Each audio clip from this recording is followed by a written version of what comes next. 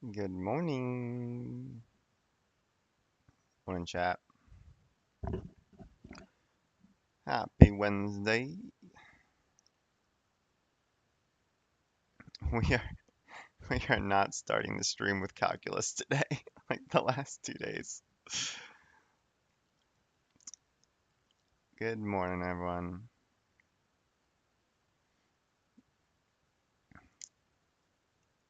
Welcome to day 3 of making a tabletop game really quick.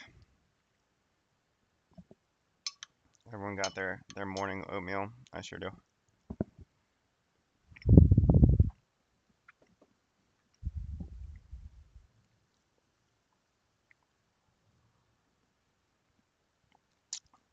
Alright, to start every stream, we go on Brilliant, not sponsored, and try to get the mind a little bit focused to start the day. Uh, Last 2 days was calculus. It's too much. It's too much. We're gonna choose something else. Let's see. What do we have here? Probability and chance. That has to do with games. Thinking and code. Yeah, that could work. And then some terraforming Mars. Ooh, so they're just trying to maybe link it to the board game Terraforming Mars. How about we do a little bit of probability and chance? That seems more up our alley this morning.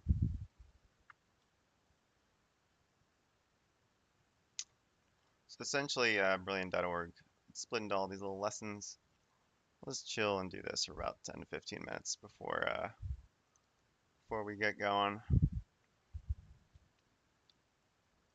Let's see, comparing likelihoods.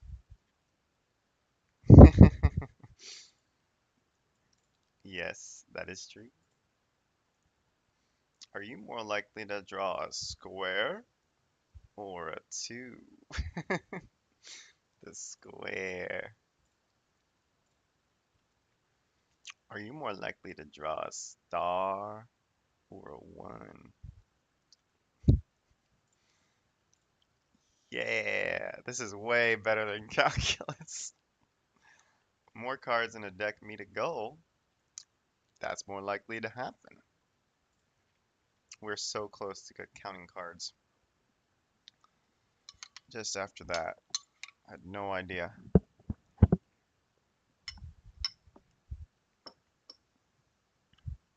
Are you more likely to meet the triangle goal or the two or more goal?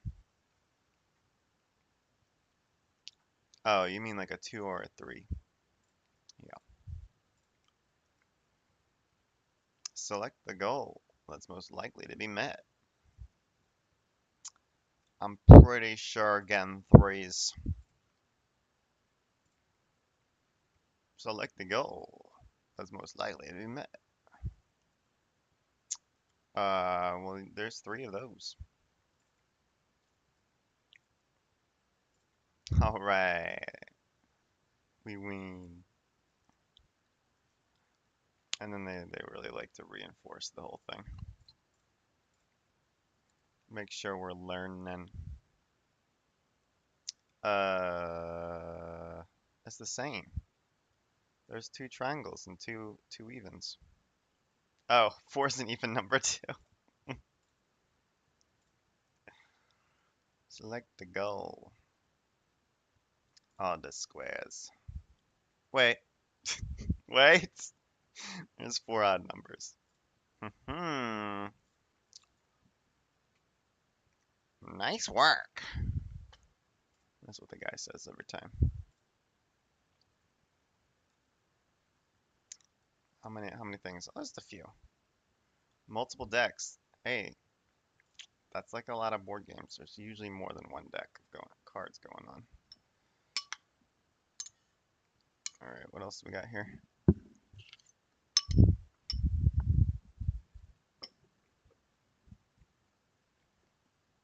Let's consider scenarios where we're drawing cards from a bunch of decks. Uh, well, here it starts.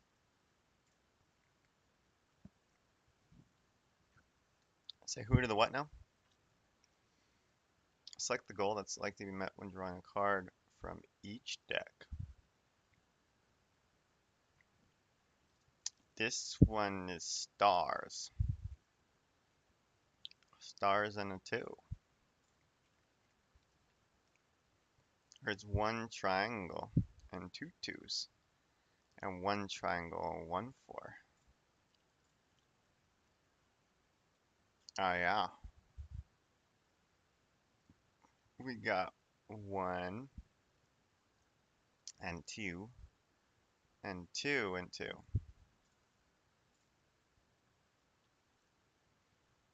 1 and 4.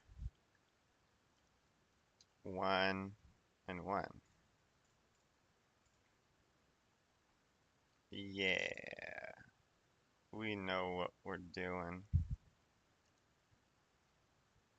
Oh, wait a second. This is 2 and 2. This is 1 and 4. I guess that's more. Why?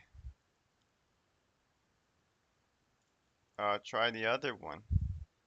Why? Oh, okay. That's fine. That's okay. A triangle and you can't get a triangle and a square at the at the same time. They're different colored suits.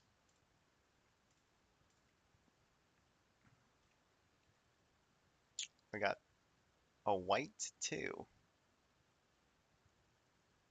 Well, of course there's that. That's more than strictly more.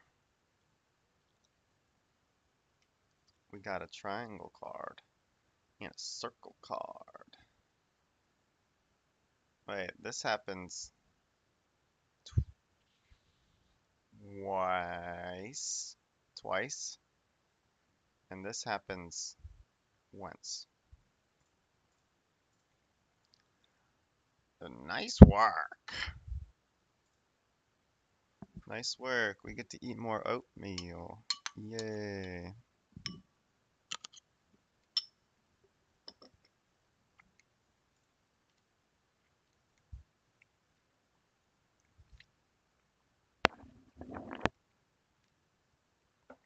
Which goal can be met? Wait a second. By 2? There's 2 squares. Which can be met by exactly 2 ways. Uh, who? There's only 1 3. Gotta be that one. Exactly 4 ways? Oh my goodness. That one's got 4. It's 2 times 2. 2 of these, 2 of those. Oops. Alright. How many outcomes? 2 times 2. Oh, 3. 2 times 3.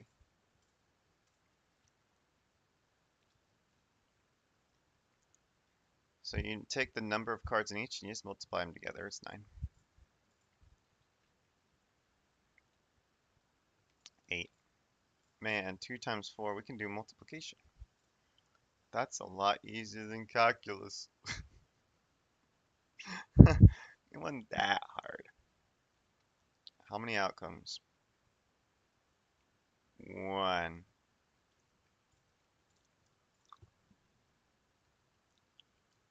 4. 4 times 3 is 12. Whoa. Nice work. Alright, one more and we win level 1. Possibilities. Oh wait, it's oatmeal time. Possibilities and probability. Hmm.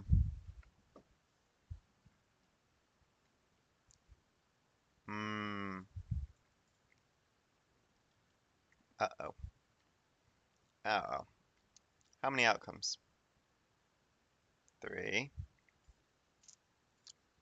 That seemed like a trick question. 2. We're getting somewhere. What is the probability? Well, 2 out of 3. Oh, let's go. How many outcomes are? That's 3 out of 3. Oh, that's 3 out of 6. Oh, there's 9 outcomes. It's 3 times 3. I'm getting ahead of myself. I'm getting ahead of myself.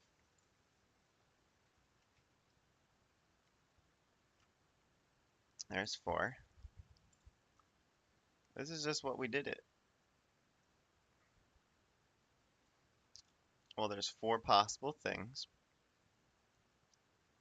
And getting a star, so 2 out of the 4. Wait, why? There's 4 of them, right? A white star with the black 2. I could get that. Oh, wait. Is there only... There's only 2. Oh, I was thinking of each of these as separate cards, though. They are separate cards. Wait a second. 1, 2. 1, 2. That's 4. 2 times 2. And I can get a star 2 of the times. Is it this one? Is it this one? Why? How are there 9 possible outcomes?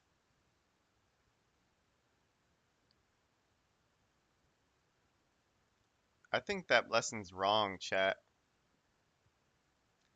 It thinks that it's 3 times 3. But it's asking for a white card with a star. This is not a white card with a star, and this is not a black 2.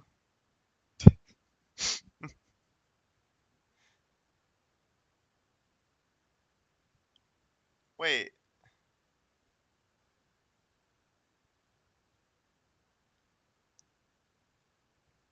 Oh, wait a second.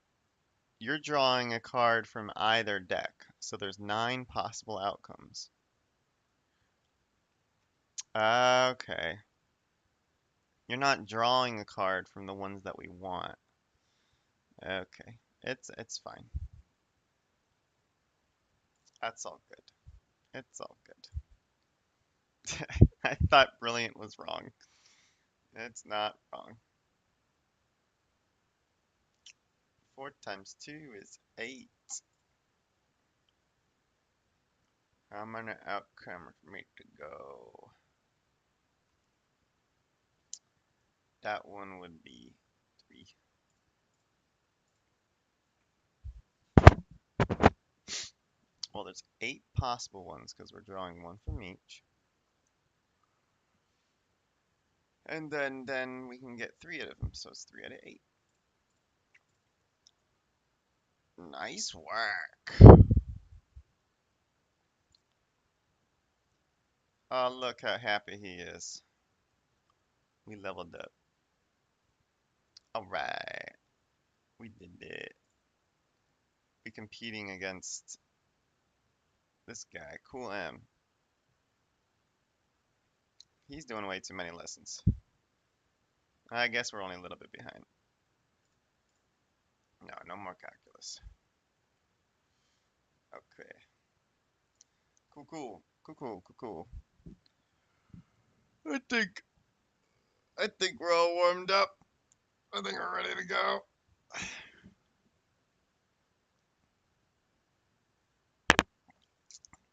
Alright, so what are we doing today? I'll zoom in a little bit. Boop, boop, boop, boop. So in day 1, Monday, we drafted the rules of a game with random prompts. The random prompts were a set of mechanics and a set of themes. So we drafted auction bidding, point salad, and income engine as our mechanics out of like 72 options.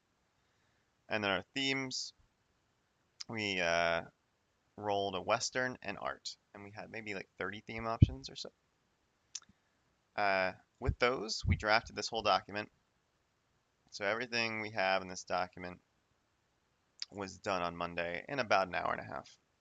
We were pretty much done after an hour. Took a little bit more time at the end just to get some more stuff in there. And yesterday showed how to create a Kickstarter, post to a bunch of social media sites, showed all aspects of essentially what you would do if you were marketing a game. Some of the stuff we didn't do might have been like emailing people, trying to get reviews or hype, creating more detailed YouTube videos, blogging. There's more stuff you could do, but we did the Kickstarter was the big part, and we did it really quick. That was fun. Today's the meat and potatoes. So today, what we're doing? Oh, cool. Woo. Um, we're gonna fill out the whole game. So I'm guessing this will take about an hour and a half, maybe 2 hours. So I've split each into sections, and we're gonna attempt to do everything in its chunks. So all aspects of the game, each in its chunks, so that tomorrow, when we're putting it into Tabletop Simulator, we know exactly what's in the game, so we can set it up. And then on Friday, when we playtest the game, we don't have to revise the rules at all. We can just jump right in and at least try it for the first time. That's what we're gonna go for today. So it's gonna be a very chill day of just filling out these rules. We're also gonna continue making graphics. Everything we're making, I'm just drawing myself.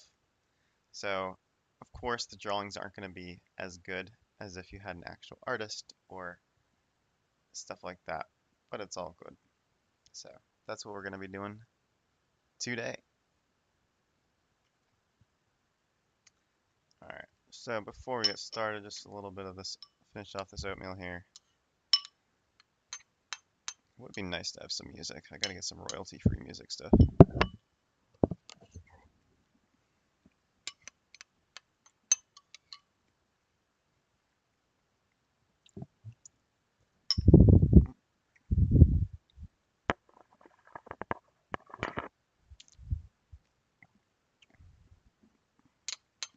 All right.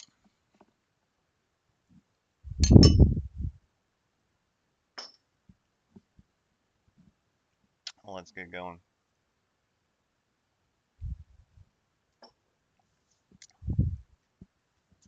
So I'd say the goal is an hour and a half. If we have some extra time, maybe I'll just switch over to do some game dev, video game development at the end.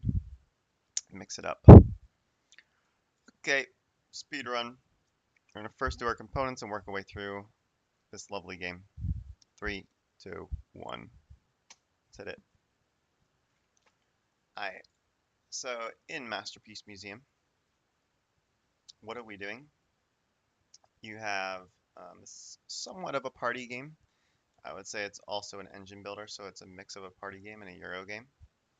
People are creating their own art pieces, and your curators building out beautiful museums. Your museums are a tableau in front of you. And the greatest art museum wins, i.e. the person who has the most points at the end of the game. So in general, every round, if I go down to rounds, there's a drawing round, an auction round, a placement round, and an engine round is what I have right now. See if that still makes sense when we get to rounds. Everyone's going to take and draw a prompt. Those prompts will be different. I said here they could be the same. I think they're going to be different, but we'll modify the rounds in a bit. And when they draw their prompt, they can put one or more attributes onto the prompt. And those are out of their supply. Those are resources. So that at the end of the drawing round, everyone's going to have a piece of art they've made with a whole bunch of attributes on them, and then people will bid for those. After bidding, people can put those inside their museums, i.e. their tableaus. They'll be able to generate more attributes of different sorts of things, and then we're going to do it again. So you're constantly going and going and building out different types of pieces of art.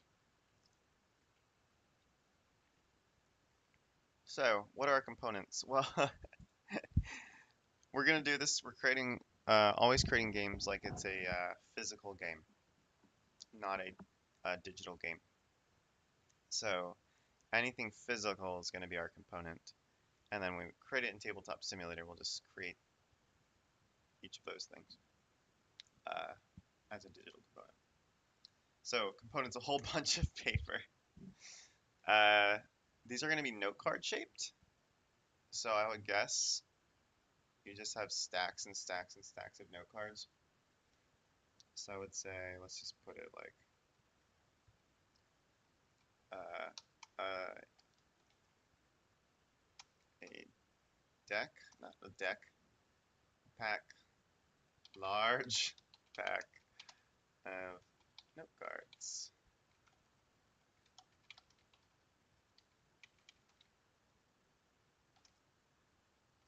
These will be the canvases.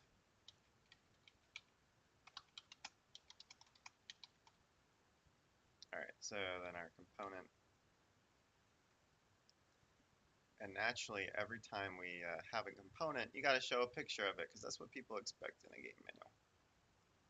Now, these are going to be super simple.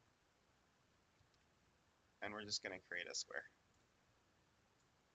This will be our note card. Boom.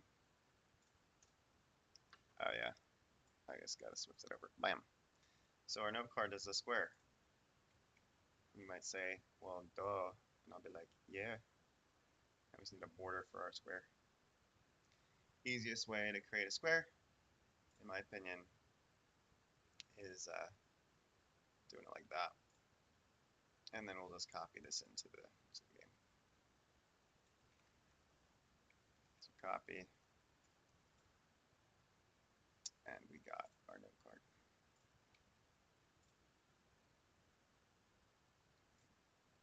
Oh, Word wants some alt text to it. Then these are our tools.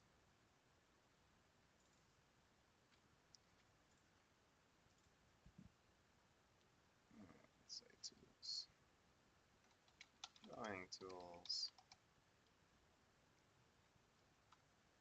Pencils, markers, crayons. What else could you include inside a board game? I think those are really simple. You could have a few of those. I bet it wouldn't be too hard to have some watercolors.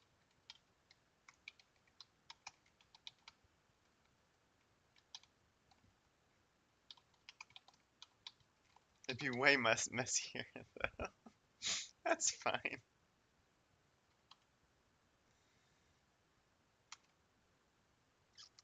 That's completely cool if we have some of those. That's all good. Okay. Let's so for example, we're gonna have a pencil.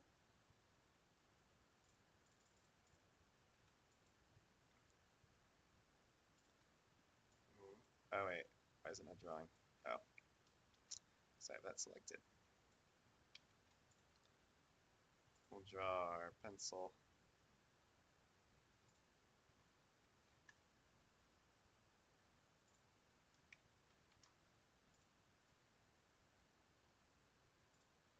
And we've already drawn a couple pencils, which is kind of interesting. Pencils are the most ubiquitous thing for... Oh yeah, that's a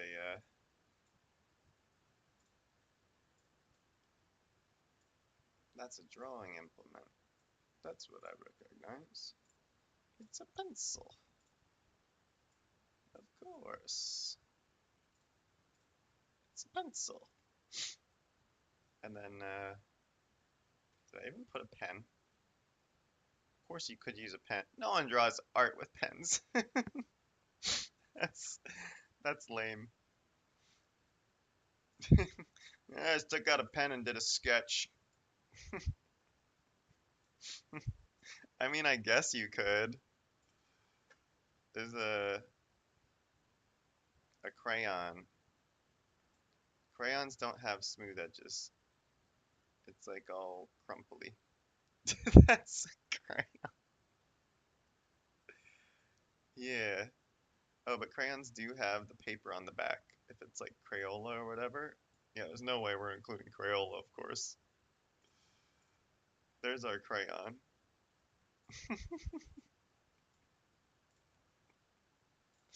Looks like a crayon. And then we need a paintbrush.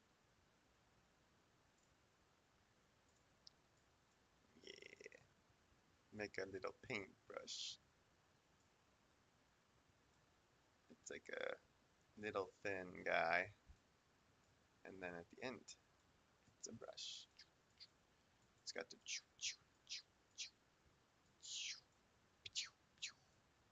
yeah, that's a paintbrush. It's also a rake. That's our paintbrush rake. Very good. And then some paints represented by little circles. Oh no. We can just change this thing. This could be our circle. Whoa, what's really big? How about this? These are our circle. why, why don't I just make the circle bigger? There we go. There we go. And we're just gonna have some colors by it. To this is watercolors. Yeah, the natural watercolors: red, orange, purple, cyan, and vaguely yellow. Okay, those are our drawing implements. Just as an example of components.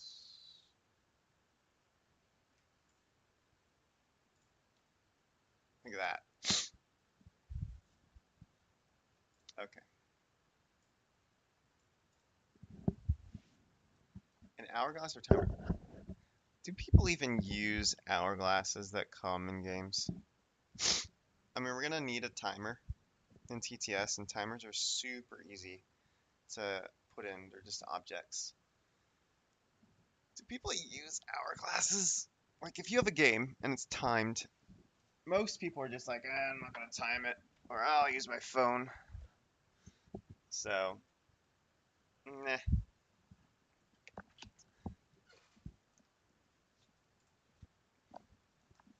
But it's still fun to include. I wonder if they even include that anymore. Couldn't they just say, hey, take out your phone?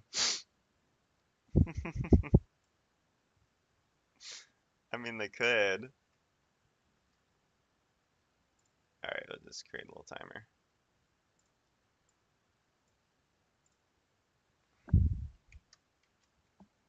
The little hourglass goes like, nope, that's not the right one.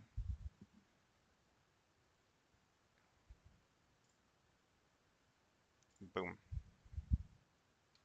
Now, of course, we didn't need pictures for everything, but it really adds to the overall aesthetic of the game. If you got a lot of images, people are like, ooh, that's a cool game, man. I'm excited to play that. I had a timer when I was a little kid where the sand was like a deep red.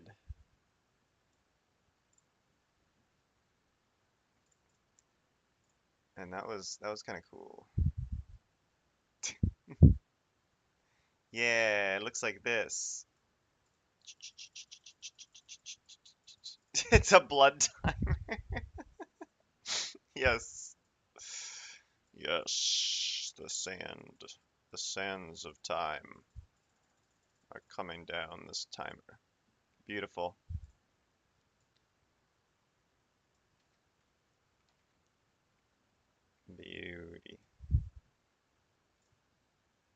need your timer. Let's tab in. Okay, come on now.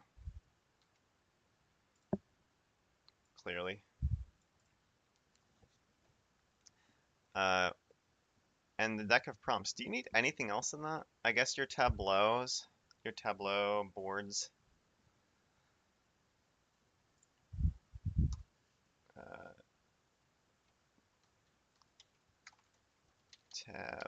Tableau boards. Yeah. Our deck of prompts is just gonna look like this, except smaller. So we'll take the same image and just make it a little bit smaller. Clearly. And our tableau boards. I think we should return to the art for the tableau boards because we're gonna build out those tableau boards later. And once we have the art for that, we'll just copy in the art here. Is there anything else we're gonna need? I guess we do need tokens for all the different attributes and resources. So attribute and resource tokens.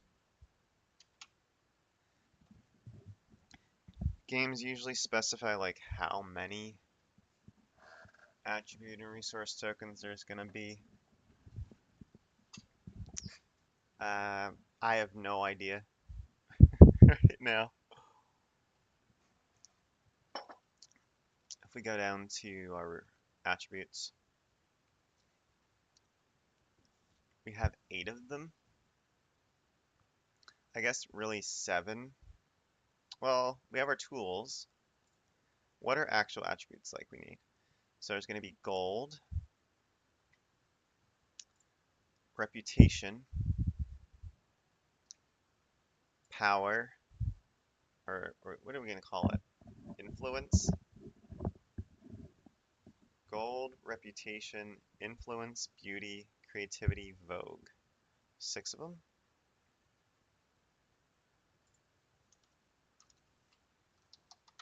Gold, reputation, influence, creativity, beauty, and Vogue tokens. I think those are the 6, because the one thing in the tableau is just to get more of one of these, and one of them has to do with tools.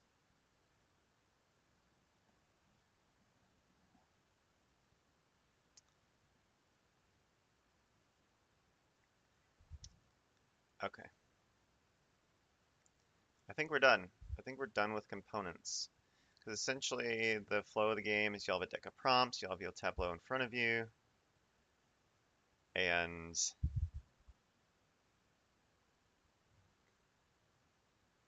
I think that's it. You'll have a drawing tool. Oh, we need something to show like who's the first person to be in the auction. So we need a first auctioneer. Is that first auctioneer token? Something to show who gets to sell their thing first. Are they also the person? Wait. Yeah, we need a first auctioneer token. The person who's selling it, I don't remember what it's called. Who's selling their art.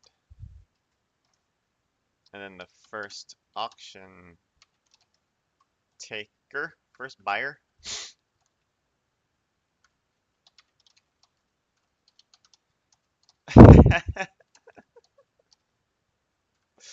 Player. Should do player.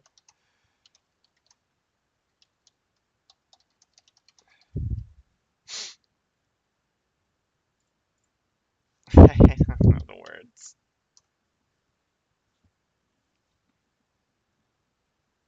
Yeah. I don't think we need anything else. We're done. 15 minutes. 16 minutes? 16 minutes.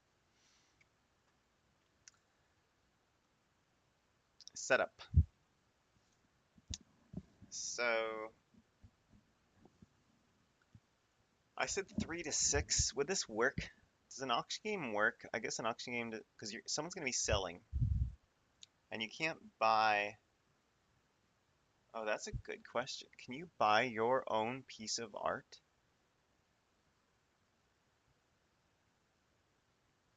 I don't see why not.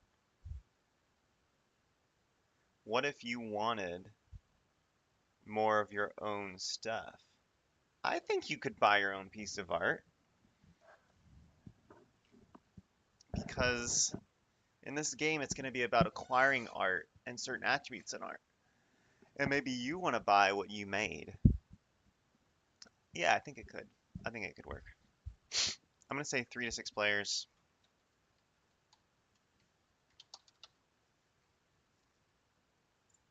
Everyone chooses one tool to start. Yep. Yep, perfect. Shuffle the prompts deck. Very good. Everyone gets a tableau. And right now, I guess for the expansion, all tableaus could be slightly different.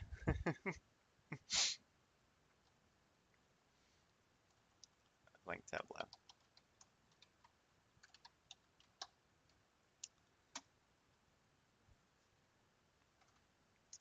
The person who gets the first auctioneer token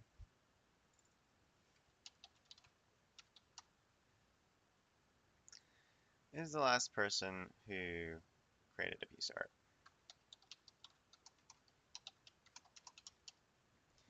So everyone chooses a tool to start. You shuffle the prompt stick.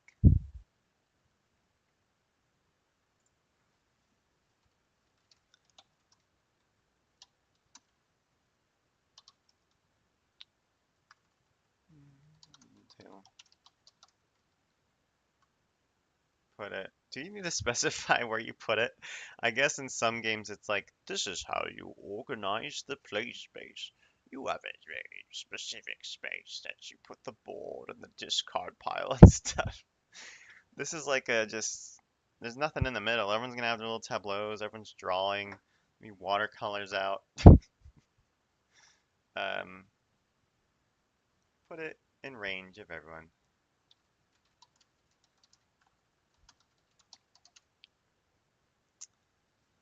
Okay, I think it's set up. Oh, wait. Do people need attributes to start? That's important.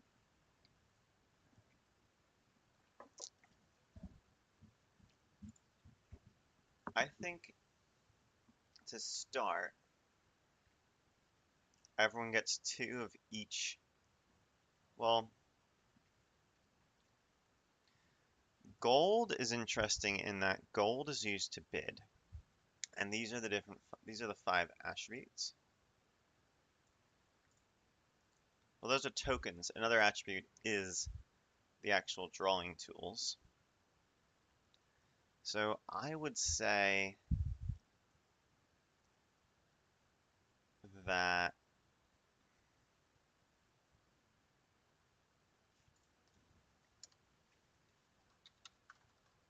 everyone gets the following starting resources.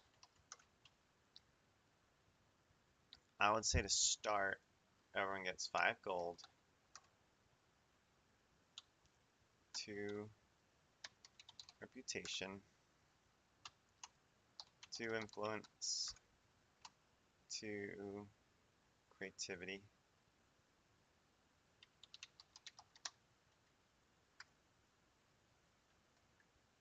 resources / tokens.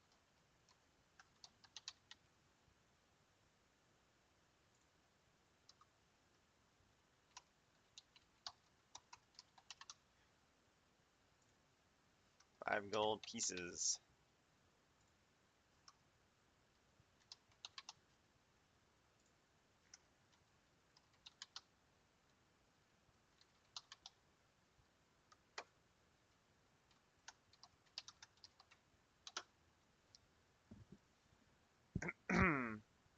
Now, how are the creativity, beauty, vogue, like all these sorts of things? Really, if you think about it just from a strict board game perspective, right now in my mind, the last three, vogue, and creativity, are going to be used for just like flavor. But they're going to have meaning, like within the game. But like when someone slaps on some creativity, like this goes with two creativity tokens, um, that's going to add, of course, perspective on whatever art piece they made. It's going to add comedy, it's going to be fun. Other things like reputation and influence, I think, will actually influence other parts of the game. And then gold is used for auctions. So I think that's everything. I don't think people are going to start with anything else in the game. Yeah, we'll call it there. Do we need like images for this? Nah. Nah.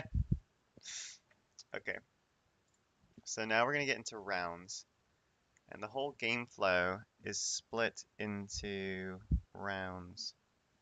So probably want to just have like a little paragraph here. So game is split into,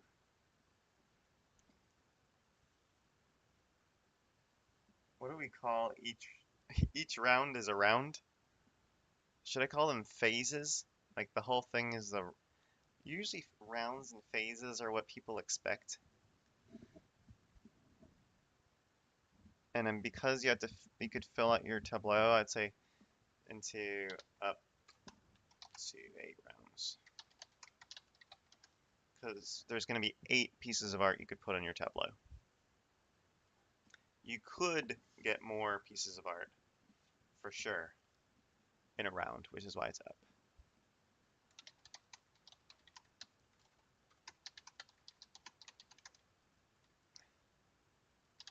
For phases.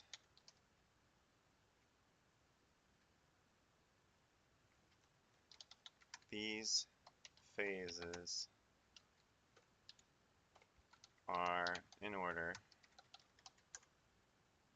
the drawing phase,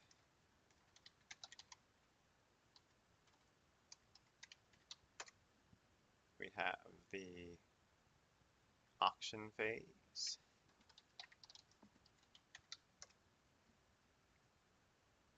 placement phase. Phase is a weird word. And the engine phase.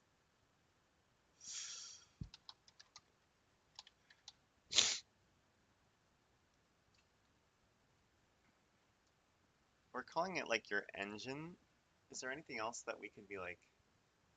We'll think about renaming what the engine phase is, because that's not very thematic in terms of a museum. Maybe it would be the valuation phase, like people are visiting your museum of your beautiful art now and you get stuff. Uh, right now, we'll call it generically the engine phase.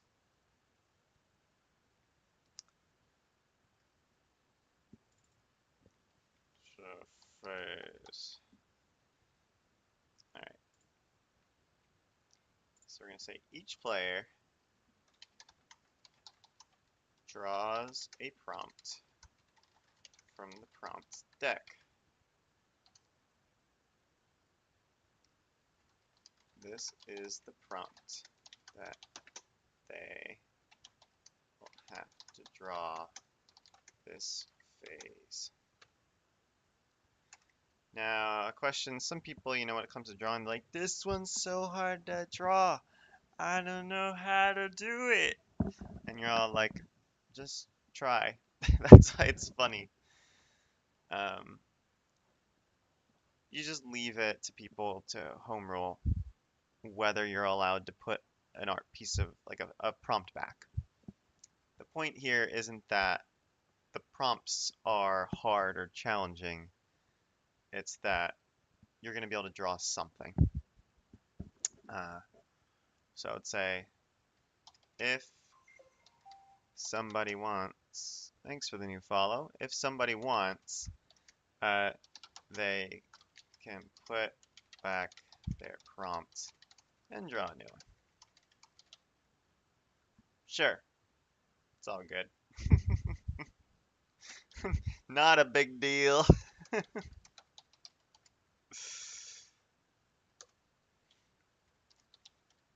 However, limit this to a reasonable amount. The important thing is that everyone settles on a prompt quickly. The sillier the prompt, the better. And one of the last things we'll be doing is putting together all our prompts. Okay, so everyone gets it. Gets a prompt. Now, how long? So there are two, I'd say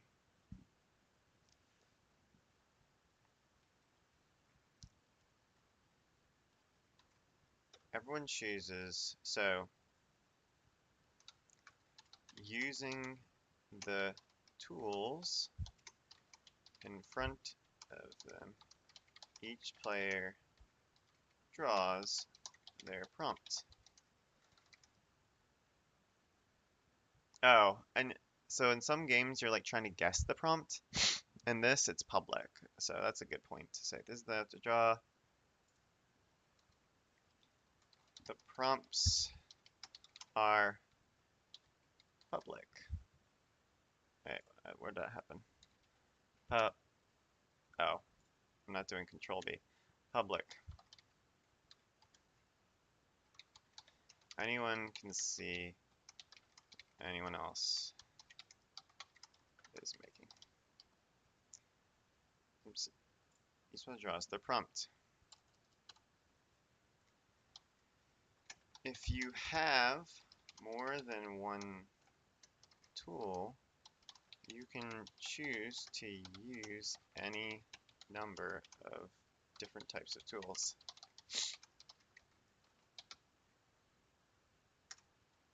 Let's say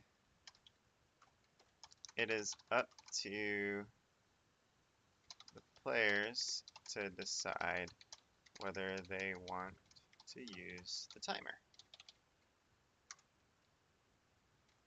It is recommended to limit drawing to around 3 minutes. You don't want it to last too long, but we'll just say around 3 to 5 minutes. I don't know. Look at me. I spend 5 minutes trying to draw a little thing in GIMP for the manual. So cool. When you're done drawing, when each player, oh, we'll just say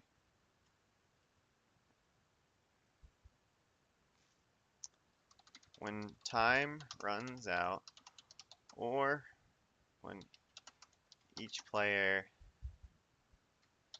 is finished with their piece of art, they must sign their art.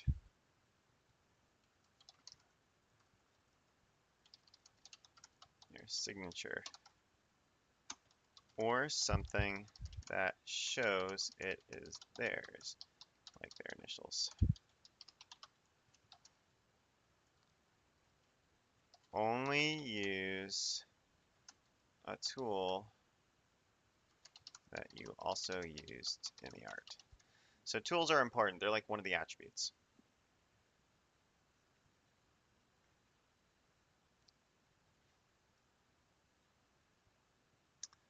Um, cool.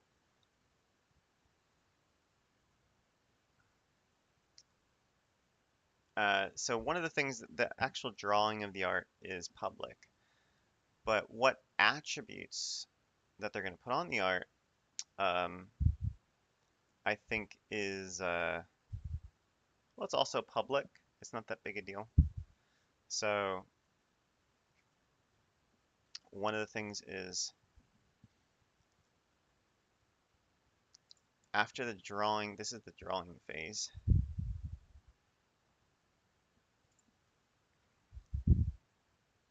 So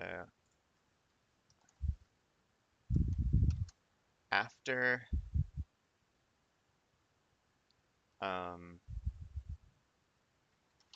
drawing and signing is over, yep, players may assign up to 2 attribute tokens to their art. This is just an arbitrary number. I think 2 makes sense. How much do you start with? You start with, I don't know. You start with like 6 or 8. 1, 2, 3, 4, 5, 6, and then you have like these things too. And you're going to be getting more. I don't know. Let's say 4.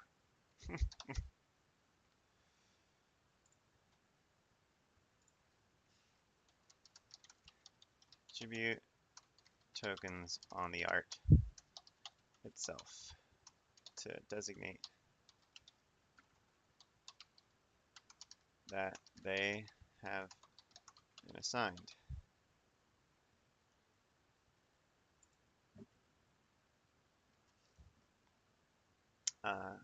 You can assign any number of attributes. So like you could do, this is 3 creativity and 1 beauty or something.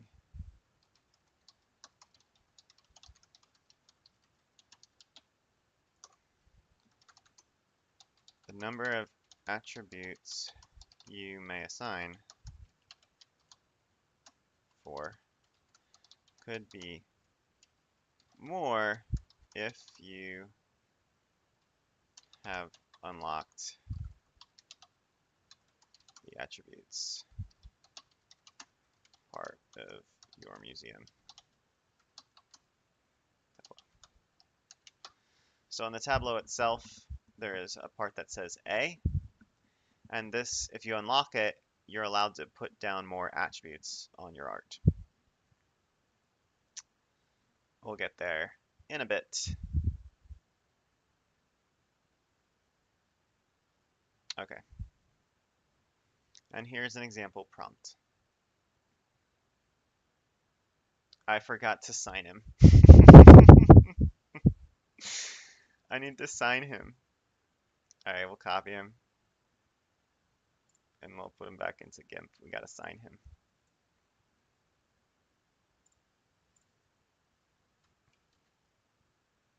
Where'd he go? Edit. Paste as new layer. Oh, there he is. Da, da, da, da, da, do. So in this layer, like I would need to do my signature. Let's see if I can do this good. Yeah, the old John Hancock right now. I'm gonna go. Oh, that's not thick enough. There you go.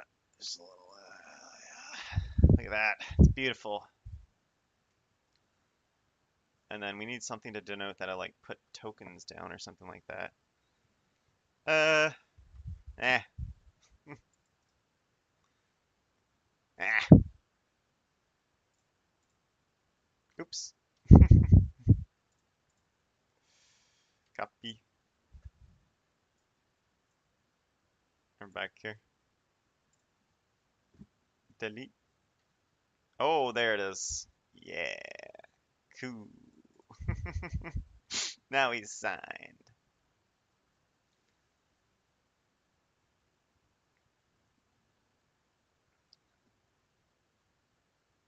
Uh,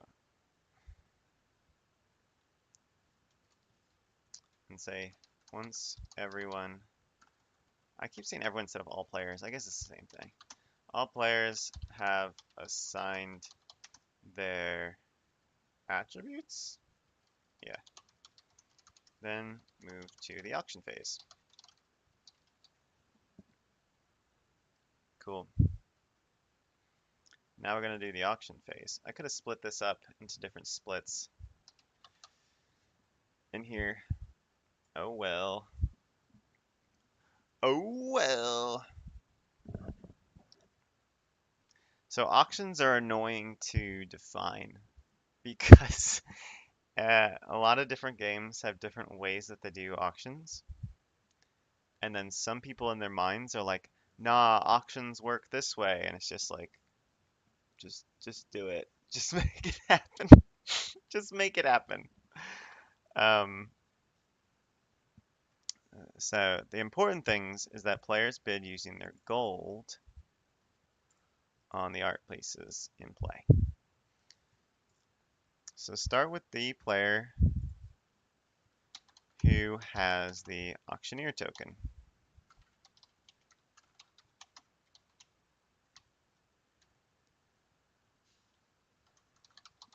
Their art goes up for auction first.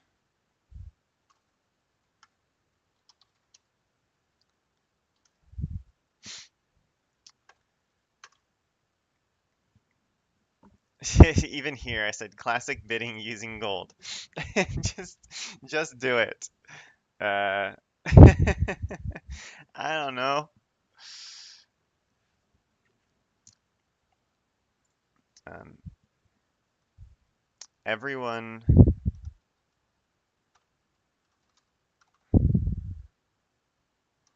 the person. Oh wait. Oh, I gotta go back and change this. You can just say because people can buy their own art. The person who's auctioning their art also can bid for their art first. Duh, I drew it. I get to buy it first. I get first dibs. So, we don't need the first auction. We'll just say the first auctioneer token. I am an auctioneer. Welcome to my brilliant game. I will auctioneer everything.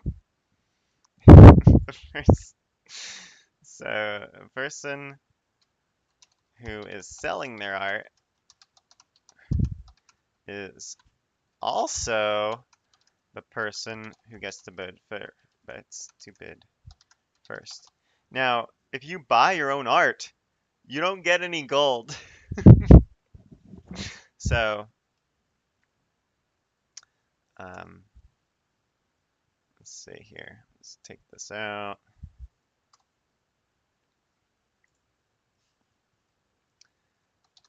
Bidding then moves clockwise. Sure.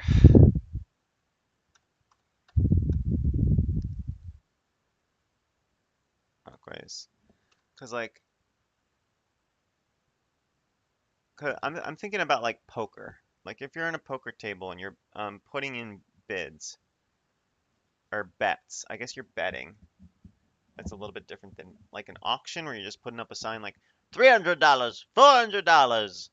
You need some sort of order in a board game, in my mind. Um, and usually that's how it works for like bidding and stuff like that, clockwise. Um, if you don't spend more gold than the existing highest bid,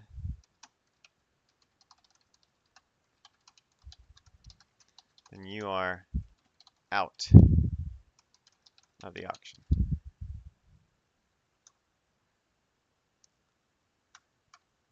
There you go.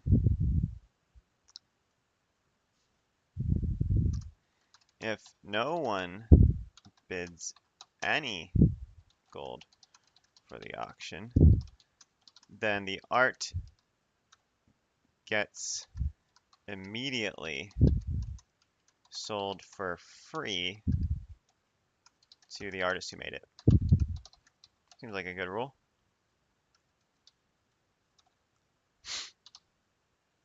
When an art piece is sold, the person who created it gets the gold from the person who bought it. Person, what? Player. Use the word player.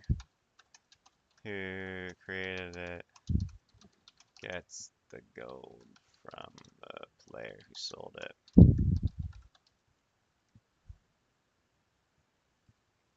Note, if you bought your own art,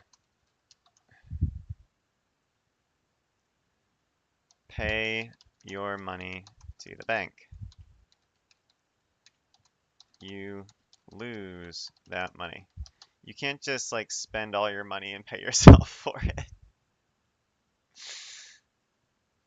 Okay. And then this is an important rule. Players can purchase up to 2 art pieces in a round. Seems reasonable. So that at a minimum you have 4 uh, 4 um,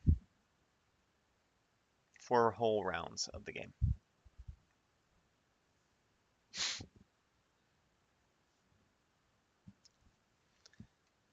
I'll say once you have purchased 2 art pieces, then you may not partake in auctions that round. Any more auctions?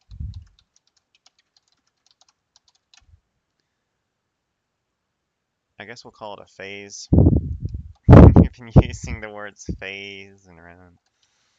Okay. There you go. Auction phase. Makes sense? All Gucci? Cool. The placement round.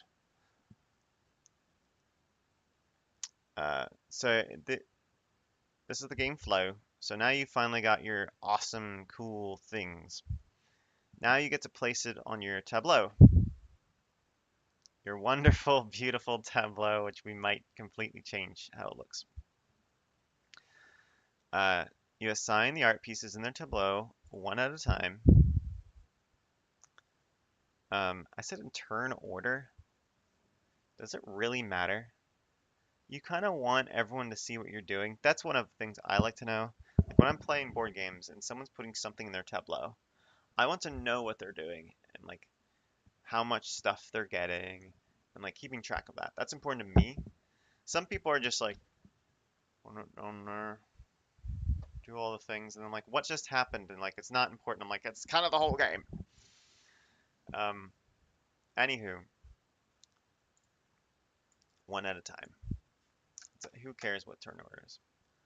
Um, if you are like me, then just say, hey, let's do this in order so that we can see what cool bonuses you're getting. So placement bonuses are noted in the tableau. Immediately take all placement bonuses and put them in your supply.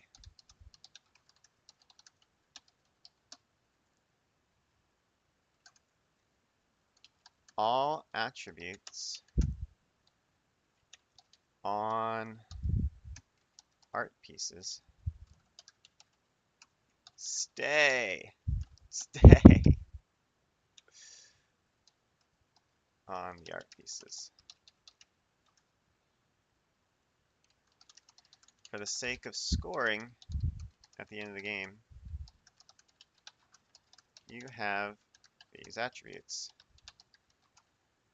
but you may not use them on future pieces of art you create. Makes sense to me.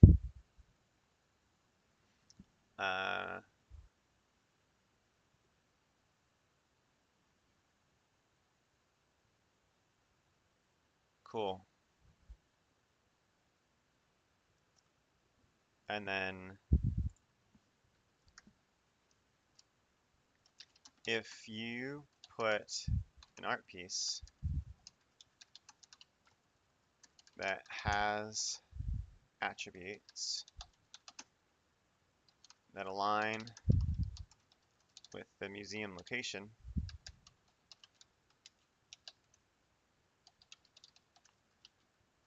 gain extra attributes in your supply according to the board. These are in parentheses. So we might have to go back and show what these are. So, you put it down. Say you had one and you used like 3 pieces of creativity on your amazing piece of art, and you pop it in place. If you put it on the creativity spot, then everyone's like, oh, wow, that's so creative, and you'll get like an extra bonus. Whereas if you put the creativity one on, say, the gold spot, then you wouldn't get that bonus. So you kind of are aligning the pieces of art you're buying also with the places in your tableau, but so that gives you a bonus, but maybe you don't want necessarily that, like you want to start generating something else, then maybe you put it somewhere else. It's up to you. These are in parentheses, these extra bonuses.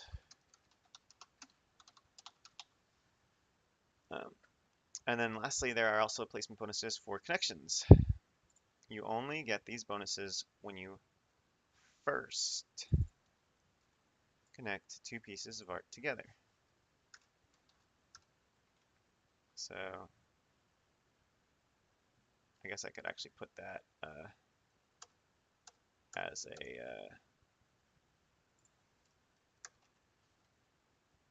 you first connect the 2 pieces of art together. Yeah, sure.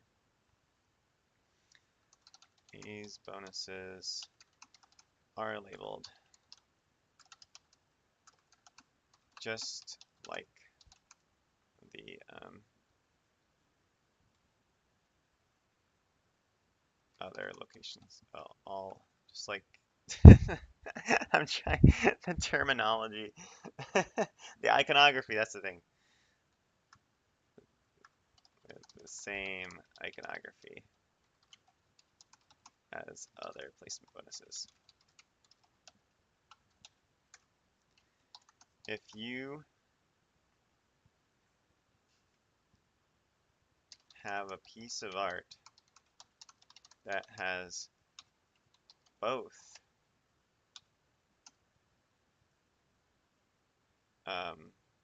attribute from the connection when placed, take the extra bonus as noted. So essentially, say you were going to go down to our beautiful tableau. You had gold and attributes. This one's a little challenging because here you can't get something that's gold and attributes. The ones that connect together are going to be, I think, these, well, tools. You have tools. This one is influence. I might be mixing these up. Because the idea is if you do like creativity and vogue and you put it in between and you unlock both, and the art piece had both creativity and vogue attributes on it, you could like get both in the middle. Figure it out when we get to the engine round, or no, the tableau section of the game. So that's placement bonuses. So finally, we're doing the engine phase.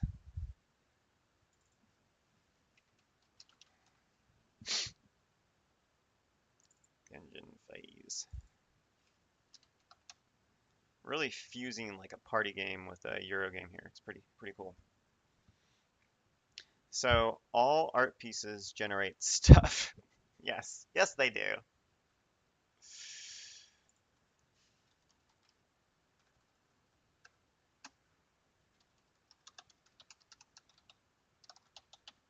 All art region.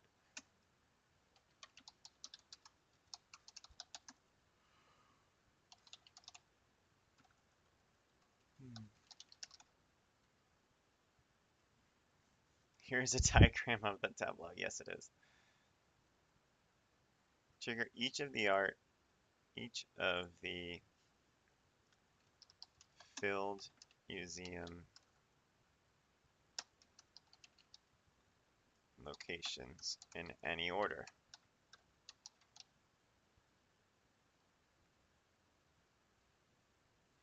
If you have art pieces that are connected, also check for engine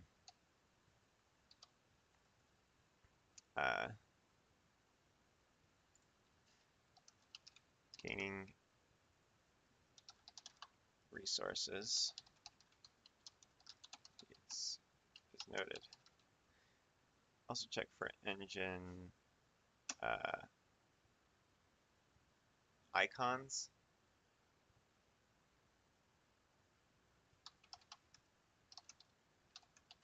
I'm trying not to say stuff.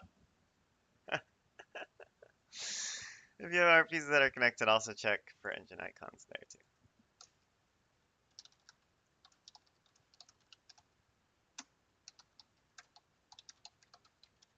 Okay.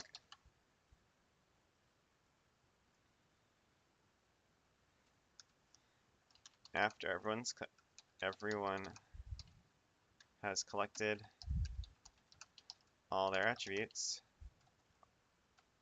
collected everything, move to the next round.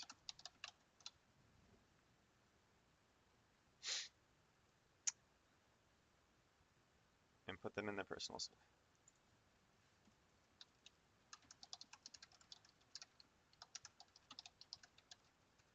Okay. I think that's everything. So you get something when you place it, and then you also get something when it's there, like each round. Beautiful. And this is going to be replaced soon. Wowza. That was a good good half hour. I mean, that's like the meat and potatoes. The game flow of any game is really what are you doing? So we just basically made the whole game in a half hour. Sorta, kinda. Sorta, kinda. The meat and potatoes. And now we're gonna go after the vegetables and the fruit aspect of our meal. Using the same analogy. Metaphor. Okay. So the tableau. So now we need to know what this tableau actually is. Cool. And this is also going to be the core of the game. All right, where is it? It's over here. So I have it over here. And what we're going to do is let's go ahead and sort of remake this board. So what I really want is we'll keep these icons on them, but we're going to need a few different spots. So each of these spots is going to have somewhere clearly where it says like a placement bonus. It's going to have an engine bonus. So those are like the two things. So something you get when you place it the one time.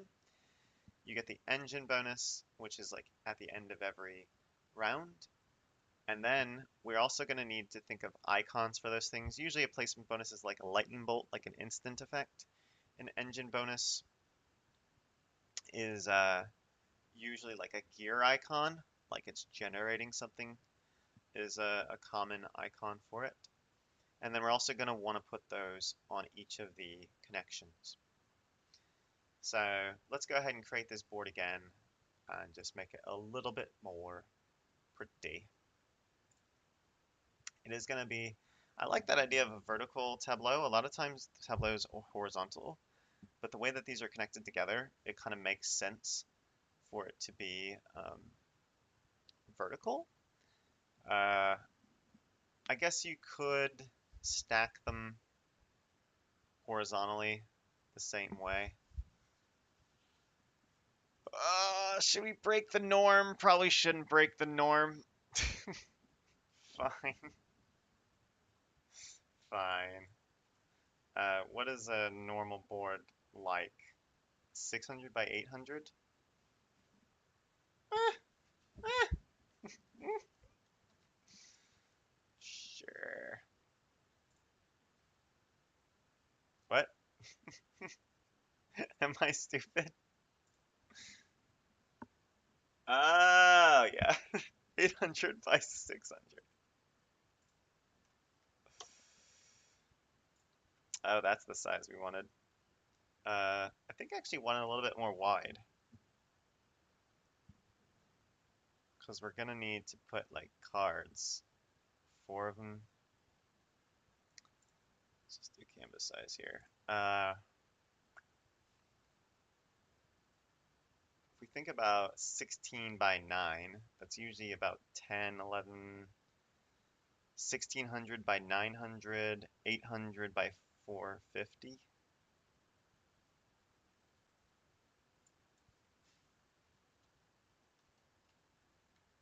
Cool. Yeah, go for it. Bro. Okay. Let's go ahead and, for funds, use the same background as our logo.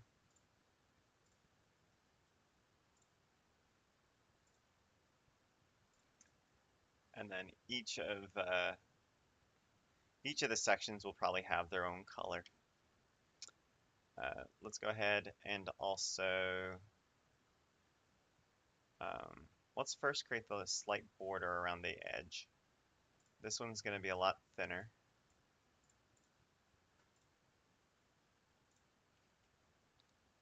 So I'll make sure it's thin this time.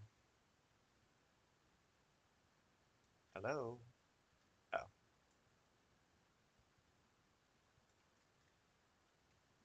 Pretty good. If we want to do, you can get really precise. You can get down to the pixel and you're like, oh, I want it like precisely 1 pixel.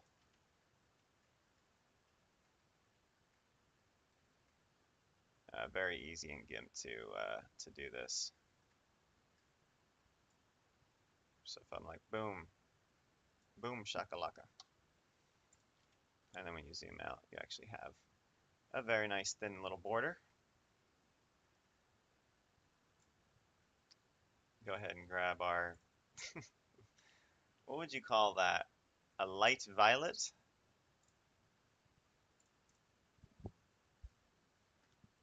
And we'll just go ahead and save this guy. So we can save as we go along. Let's see right here, how about that?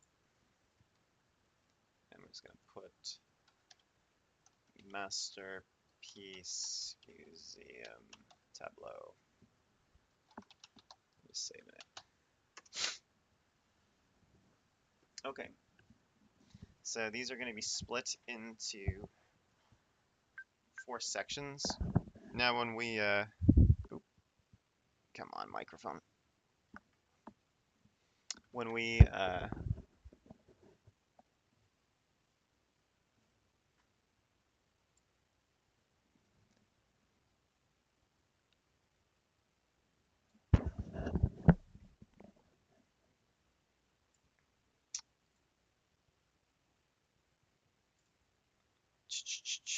what was I gonna say?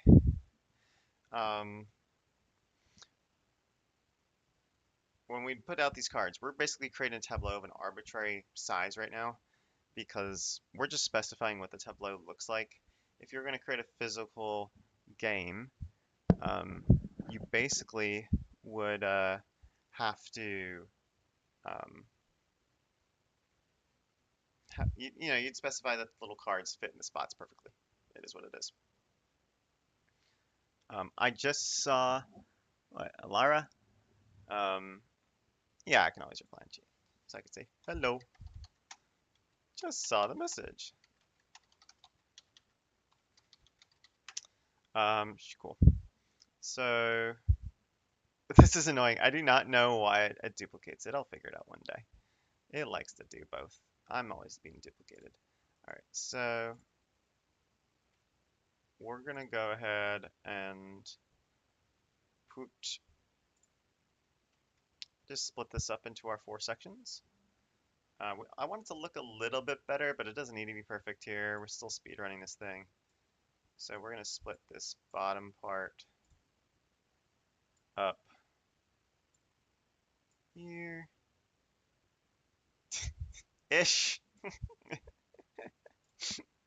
Ish. Oh, perspective? What button did I press to do that? Oh, that's cool.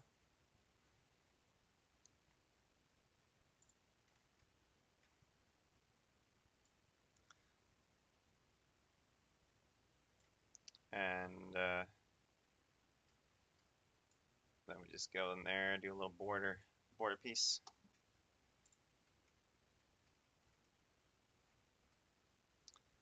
And then we can do the same over here.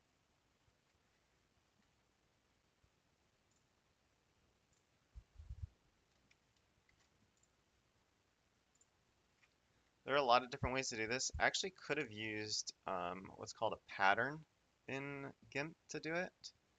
So a pattern lets you draw like grids and stuff like that. This is sort of unique because you have like a few different sections. But if you go into layer, where filters, tools, filters. There's a million different filters you can do in here. But rendering a grid is something that I do often, rendering a pattern. So I do this in video game development. When I have a sprite sheet, I have different squares which have a different grid pattern. And based on the size of that, I then align things with the grid. Here, it seems simple enough to do this, and let's go ahead and just complete it out. And we're gonna split these up into 4 sections, so 3 lines. Even this doesn't seem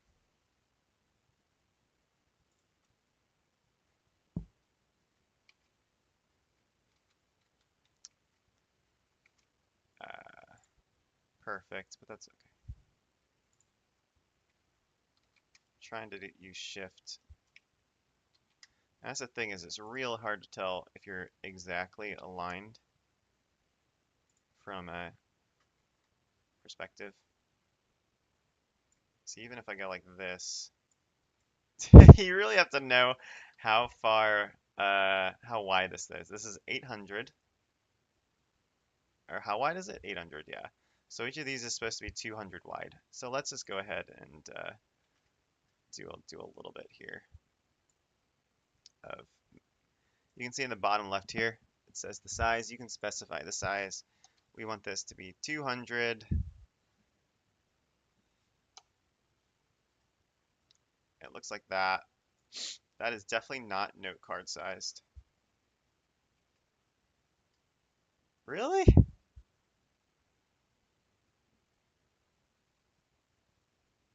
But I wanted it to look like note cards. 800 wide.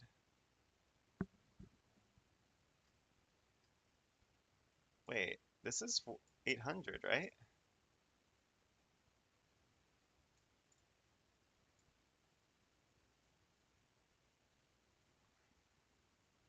They're gonna be more like squares. I wanted them to be note card shaped like this size. That's what I wanted. We'll just make it wider. I don't care. Try to do this quickly here. I'm slowing down too much.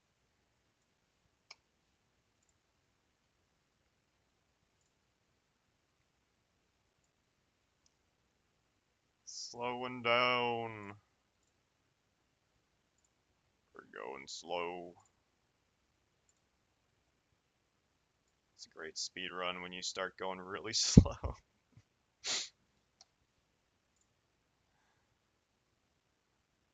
Of course, the art side of the speed run is what really slows things down. Tomorrow, when we do tabletop simulator stuff, we're going to need to creating. Look at that, creating things in TTS. Sometimes we can just use these attributes, which is like the time spent today is going to save us for time tomorrow if we spend a little bit more time now. It'll help us in the future. This is so bad. Why am I doing it this way? All right, all right, all right. Redo. Redo. This whole thing is terrible. All right, redo. We're going to use the grid. We're going to show the cool grid. Let's make this wider. Image, canvas size. I want it to be bigger, much more wide.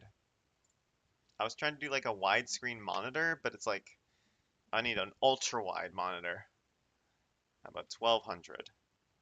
So each one can be 400 by 200. Brilliant. Resize. Make the image the same thing. Layer to image size.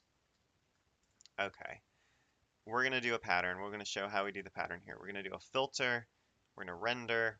We're going to do a pattern. We're going to do a grid. So this is what a grid looks like. And here we can specify our width. We're going to make our width 400. We're going to breakpoint it so that the width can be 400.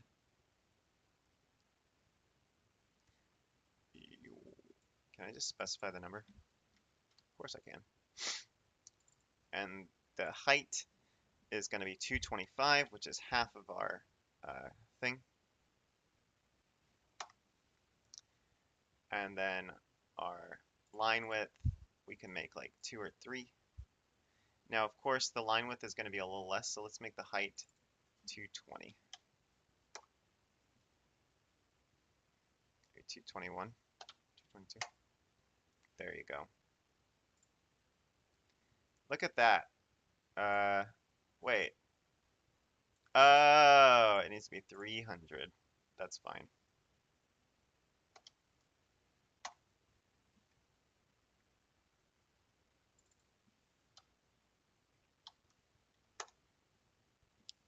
Trying to make it so that the width here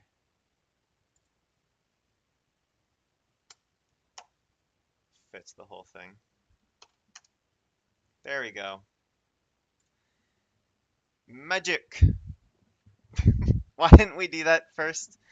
'Cause I wasn't smart. Okay, so we have our tableau.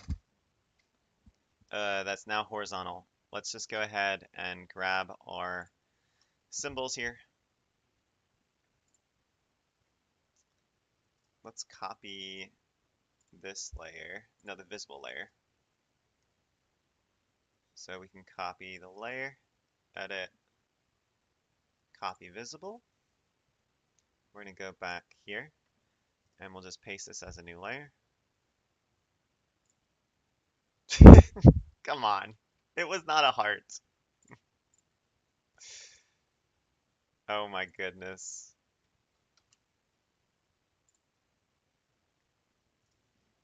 Isn't there just a copy layer? Come on, bro. Layer. Copy. Edit. Copy. Edit. Paste as new layer. Thank you. I appreciate it. Okay. So each of these symbols we're going to copy over here. We'll just cut them. I don't care. And over here, we'll paste it. And we'll just move it. And we'll give us some room at the bottom in order to move it around. This is where also we want to think about how these things are connected a little bit. I think the attributes in gold make sense. Being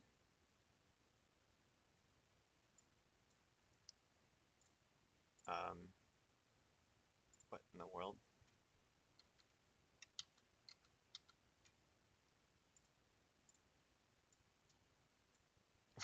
It's just an A, chat. We can think of something better. I was really struggling with that A. I could just draw another A for an attribute. We'll just make it a big ol' blocky A. We'll fill that in. What a big honky A that is. That's the worst A ever. People are gonna be like, man, the art in that game, it was lacking. The game was fun, but the art could take something to be desired. We're gonna move this up. These are tools. Here's our other pencil. So we cut that from there, go to the background, and we're gonna put it over here. And we'll merge down, or anchor, I mean. Just means it's plopping it down in place. And our smiley face, or our cool face, this is reputation. So I think influence is the thing that I want to actually put down here, because I think reputation is going to be one of the 4 types of attributes. So let's go ahead and take influence. Influence is going to be something that I think can break ties or do something like that in auctions. And we might have to go back and specify what that means. As of right now, I really am unsure. We're going to try to get the whole thing without getting the red. Of course, we can just delete it later. Oh, come on, Josh. So Control X, go here, click over here.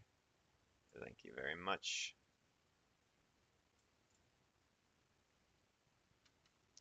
Just get rid of this thing. Do a quick little save. Go back over here. Move this. Yeah, it looks like we are going to use up all our time today. Because the art is arting. But it's cool. This is a cool guy with sunglasses. He's our reputation. He's so cool. Look at him. Look at that little guy. Then we got our sun.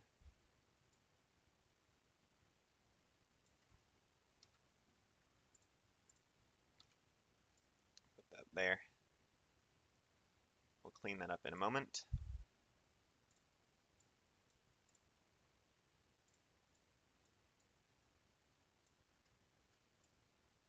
Yeah, you often play board games with tableaus, and sometimes I don't think about how much time just goes into like that aspect of the game of like, oh, this was specifically put at this size, at this location. I'm like, yeah, it's an icon on a thing.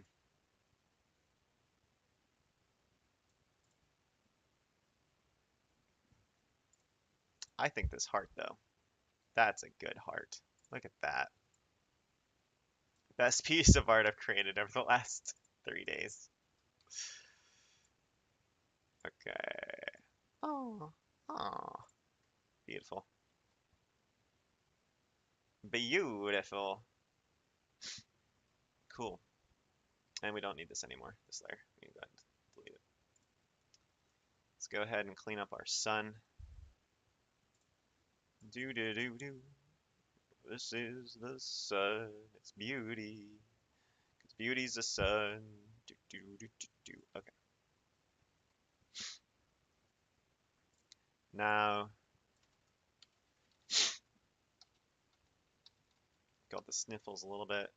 Allergies and pollution coming from Canada. Thank you. All right, so here are our symbols. We'll try to make them align a little bit more, just to make it more aesthetically pleasing. Excusez-moi.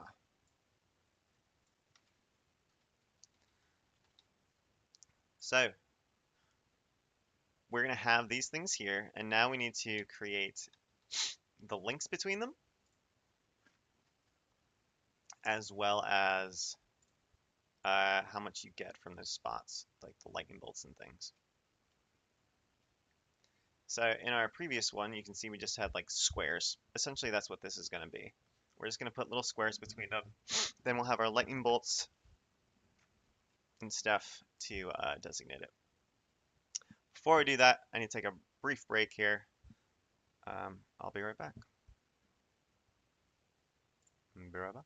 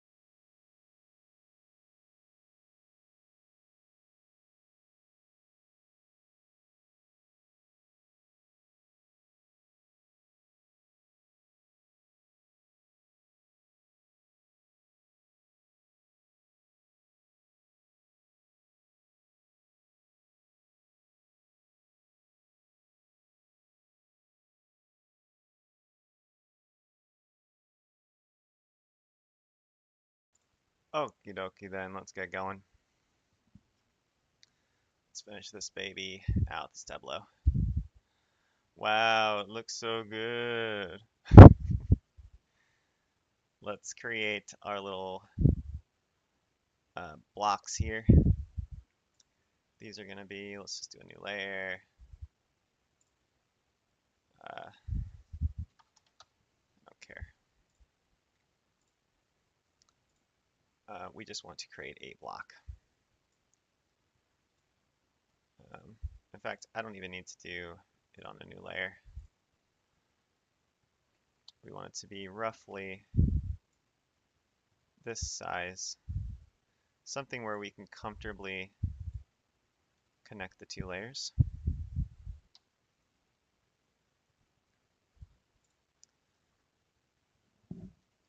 And these blocks, why don't we make them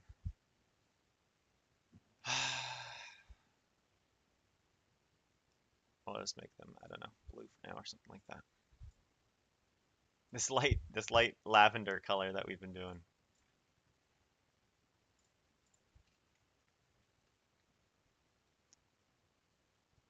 All good.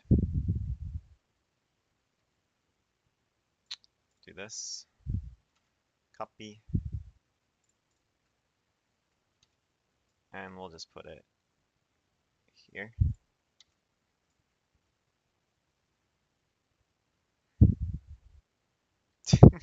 Recovering the A. Oh man, we don't have time. Don't have time to make it pretty.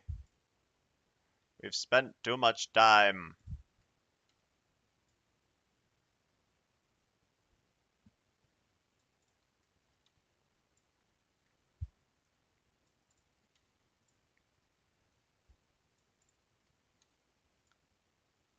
Too much time.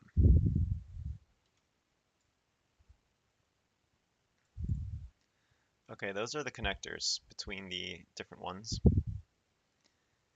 Finally, we can now specify, now that we have our actual tableau, we'll have a little lightning bolt symbol and then a connector symbol. If we go back to our game doc and we scroll up a little bit, we can say that, hey, when you place it, you also get things for connections. You also get placements that have to do with, like, when you place it, in parentheses, you'll get more stuff if, for say, you lined up creativity with creativity, or if somebody said they used multiple tools and you put it down on one that had multiple tools. So we want to specify that too. This is really the last part of the game. The other stuff that we're going to be doing, awards and prompts. Awards are just going to be extra ways, like things that you're shooting for at the end of the game.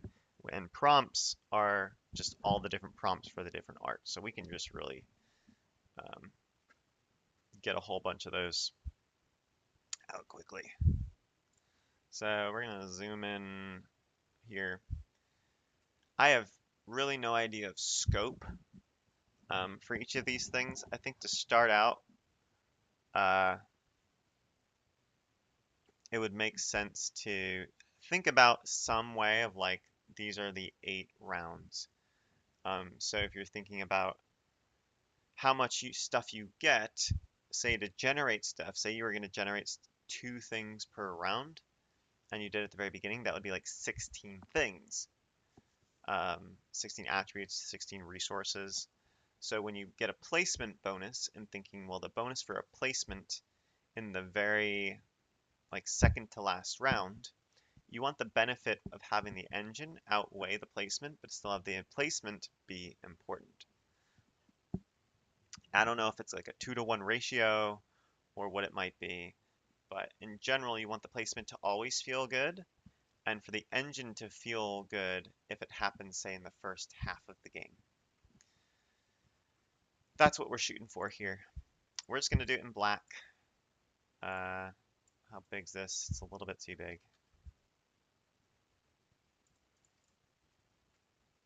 So we're just going to have like a lightning bolt. Like maybe we should create a lightning bolt symbol.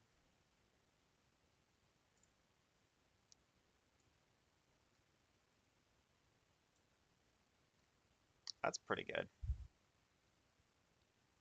Okay. So this is going to be our lightning bolt symbol. Now there's going to be lightning bolts flipping everywhere because we're going to have them on connections. And you get the lightning bolt. And you're going to have them in front of everything else. Oh, bro. When things auto anchor, you just have to click away. Now I could have copied, of course, these with the lightning bolt symbols. I didn't really think of it. So that's too bad. Now we're doing it monkey way.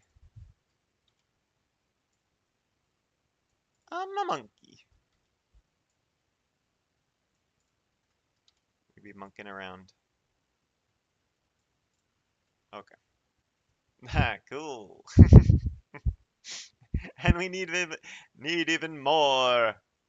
All the possibilities.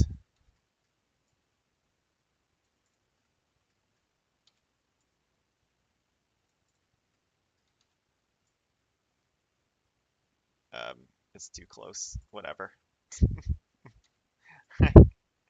I didn't leave room.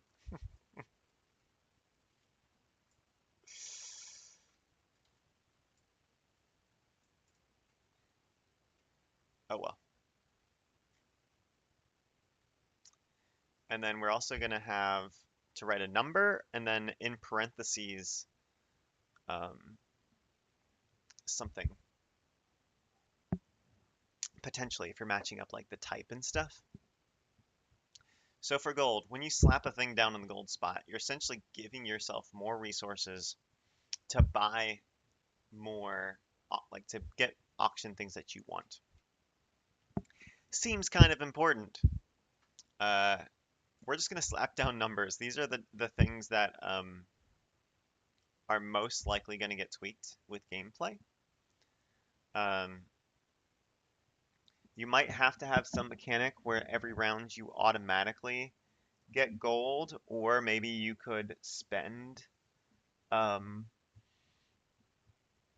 spend resources or sell resources or attributes for gold.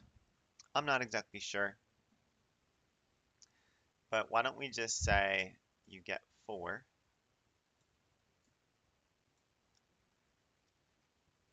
and then the engine is going to be our gear icon. So we need to make a gear icon here, roughly the same size. So a gear icon looks like this, and it's got little nubbies.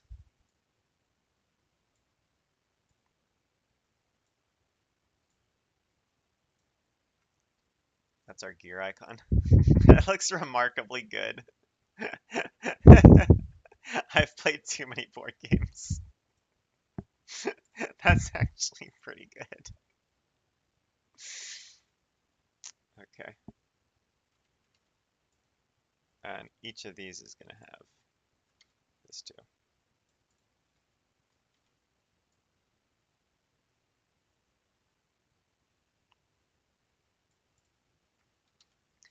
Now maybe something produces uh, gold too.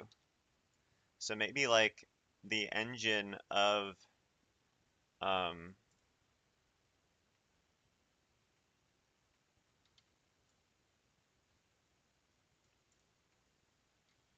of an attribute actually produces money too. Would be neat.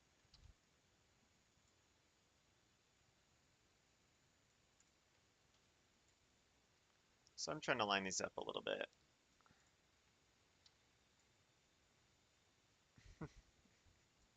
Why did I put them so low?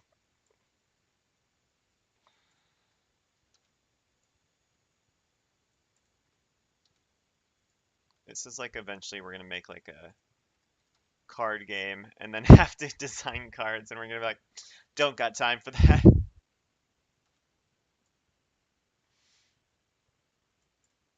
we have it everywhere now? Yeah, yeah. Oh wait, we don't have one down here. For me, this is some of the most fun aspects of making a game, is when we finally get into like the nitty gritty and be like, ooh, when I like get the engine on of, connecting both attributes and influence, like what is like the cool like combo I get? Like what is the stuff that I'm getting out? It's like the terraforming Mars, any engine builder, like, ooh, I got my engine going, and like I was able to buy that card that like has exactly these two things, and now I get to generate the thing. Um, I think that for me is one of the most fun parts of these types of games. And we're trying to add that. So normally, like I mentioned before, these sorts of games where you're creating art or you're doing stuff like that is just a creative thing. It's fun in and of itself. And this is gonna have that thing which is fun, but the idea that you also really want to collect something of a specific type and that maybe someone's art isn't good or is really good, both makes it that much more fun to also collect people's art as you go along. So I think it would make sense that you got an instant of 4 and maybe like two around or something like that. Because I think other attributes could also collect gold, but simply having I could do a, oh my gosh, I could do a slightly better too, but we should not care too much. Now, let's think about tools. Tools is a little interesting. Um,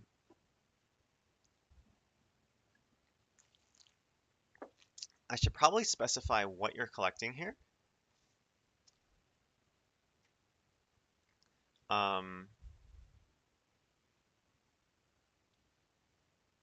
I think I'm gonna make it assumed, always assume, that if you're getting an instance, you get that resource, and an engine, it might specify something else. Um, so for example, for a tool, I think you instantly get um, one,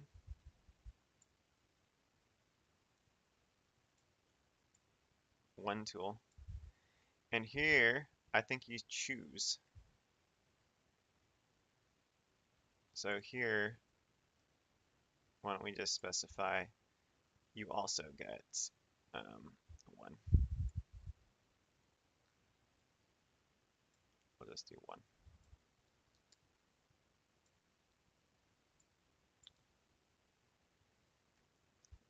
And then I'll put a little asterisk by it.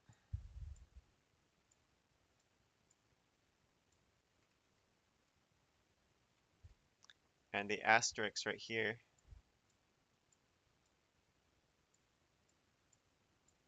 we're just gonna actually use text because I ain't got time for this. Uh, oh, it's way too big. Yeah, we're still using Rockwell. Can I type now?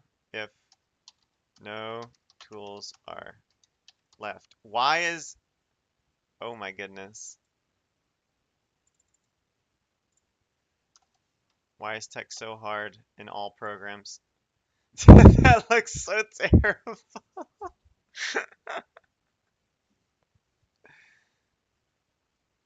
I don't think we're gonna do art. Or I mean, this.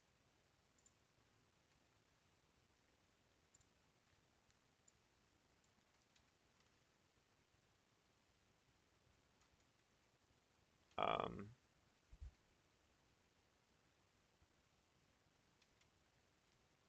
I'll say choose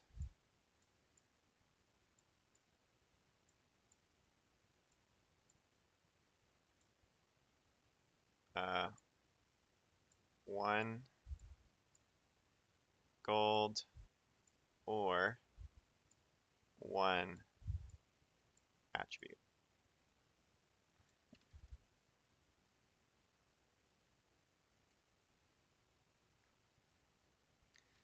All right, cool. Moving on, because we are totally we're just blazing fire right now. I need to finish this in about the next 10 minutes. We have 10 minutes to finish this tableau. Tableaus are hard. Um, each of these guys would make sense that you instantly also get, I don't know, two, and then maybe one that they generate. I think it would make sense to generate two of each of the things. So I think to start, we're just gonna say you get 4 for these.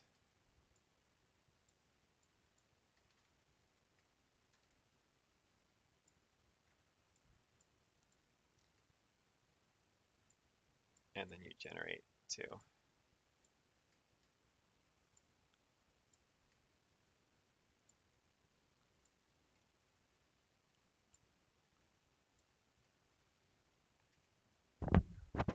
Um, and then influence, I think here you can get 2, you generate 1,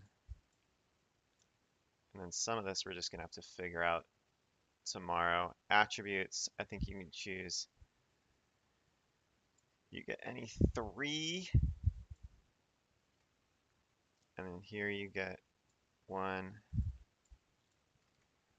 just throwing on numbers. Okay, so we got stuff for that. We didn't even specify in parentheses like bonuses. Um, but I think what we need to do is we're going to specify this tomorrow because we need to finish out fleshing out the rest of the game. So right now we're just going to save that. We'll go ahead and export it. Well, I don't even need to export it yet. So here's our wonderful Tableau. We'll need to specify how these work together, but I think some of that we can hash as we're doing the CTS tomorrow. We need to finish up the rest of the game.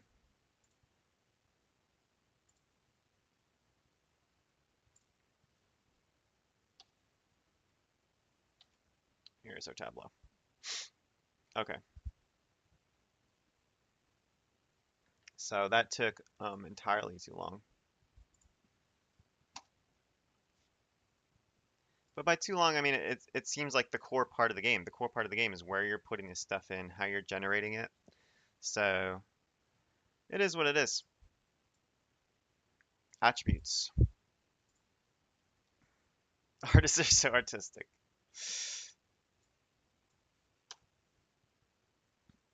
Type of art.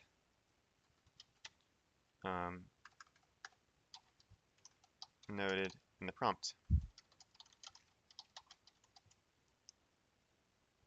So these attributes are purely for fun. They do not affect anything in the museum, though there may be awards for inherent attributes. So I think these things could, like, say you have a prompt and it's like an action scene or whatever. I think these things could affect the end of the game, but right now we have so much stuff that we're juggling in terms of the tableau that it would seem silly to try to really add another layer on top of it right now. That would take a little bit more thoughtful game design.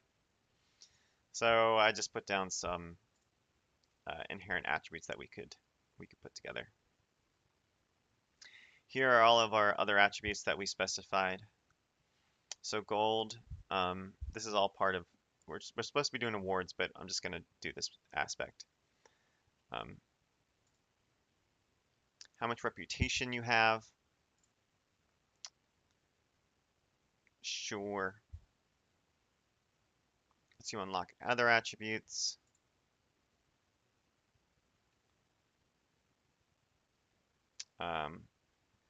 And right now, I'm just going to leave these things as are. I think this is all basically what I want to do.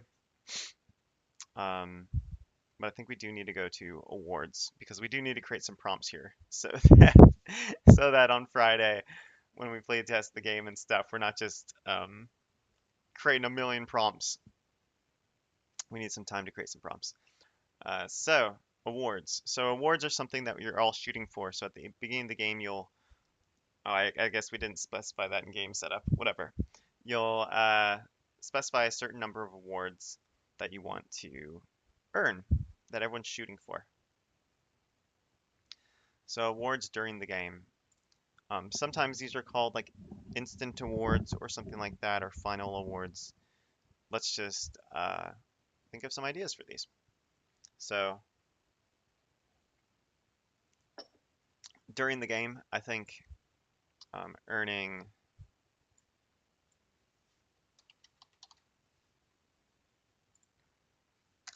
so once somebody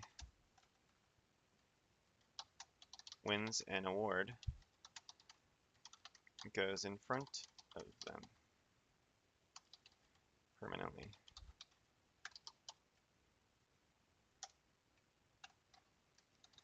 These awards are worth points at the end of the game.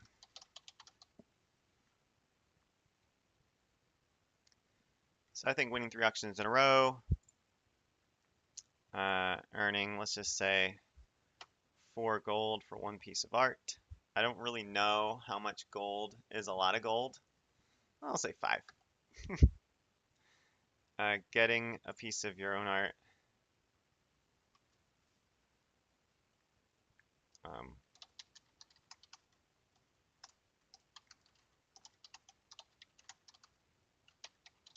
for free. Winning 3 auctions in a row.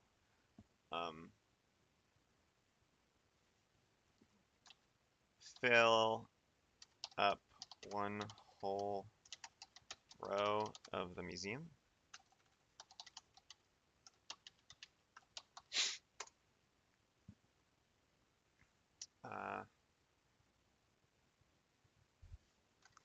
Get 10 of any one attribute.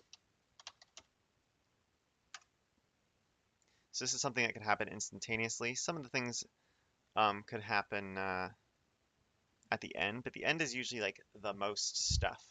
So here at the end of the game, it's like get the most of any one artist, get the most of a certain thing. But I think during the game you could like try to get to a certain threshold of some awards. And you could do mix and match of things. So get 10 of any one attribute. I don't know. That's good enough for now. 5 awards, mix and match.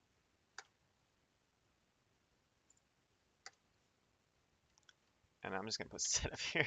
Setup. At the beginning of the game, choose 3 awards to win during the game. I'll just say 3. 3 out of the 5. Good to start out for playtesting. Awards, end of the game. These are awarded at the end of the game. Obviously.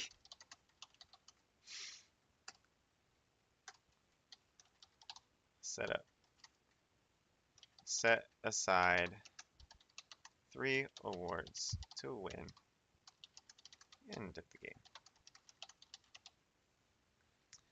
Get the most of any one artist art. Get the most of any one type of game attribute. Get the most of any one inherent attribute.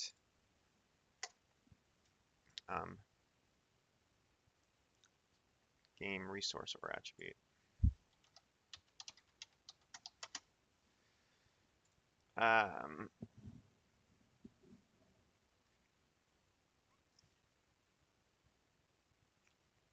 Is there an award limit?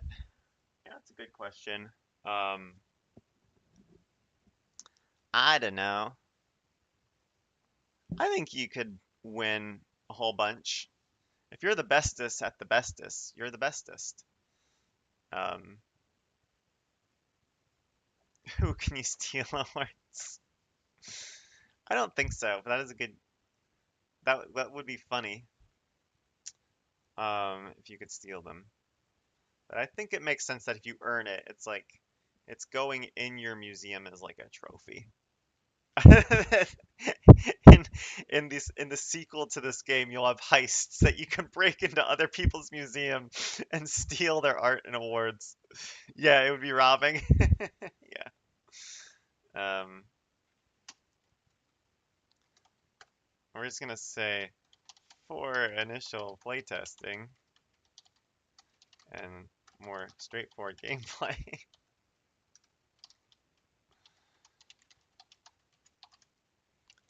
Awards cannot be stolen or lost during the game. You got it. You got it. Those are good ideas. Get the most of any. I don't know of how many other things you could do here. I would say if there was just an award of filling up your whole museum, so maybe you just want to fill it up quickly. That is the end of game thing, but if you're the first player to, or we could say all players. This one would be special. More than one person can earn. Fill up your whole museum.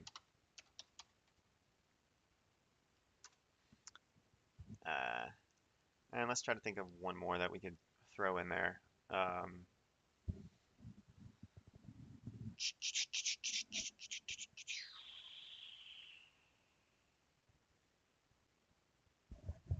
How about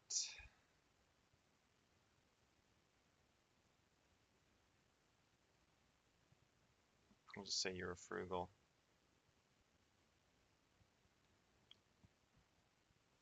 Most expensive.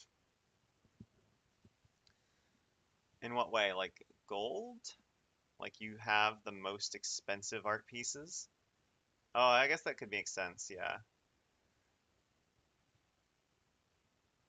So in some way, oh, because you're going to earn attributes that are on things. Yeah, we'll say the most expensive museum. Count up the number of attributes plus gold. Attributes on art plus leftover gold at the end of the game. And I'm just going to put in parentheses here. Maybe you keep track of the gold spent for each piece of art. This is just an addendum. Cool. All right, good enough for awards. Let's create some prompts before we're done here. Okay, we need some prompts. We currently have one prompt that I did at the top. The prompt appendix.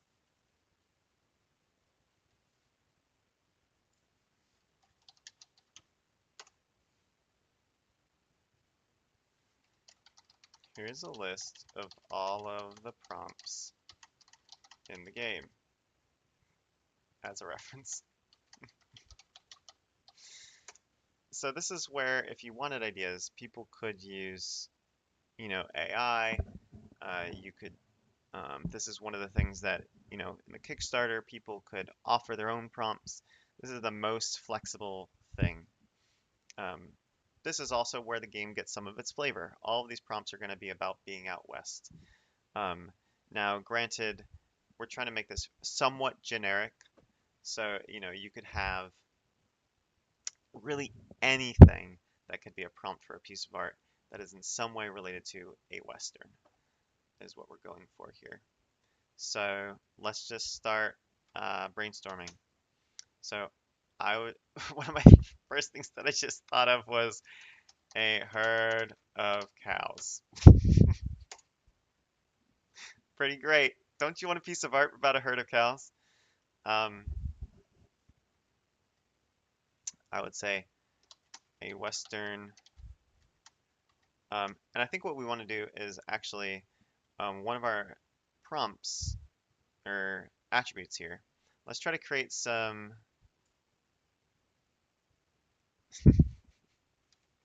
Don't worry, there will be pigs too. Let's try to create a by type.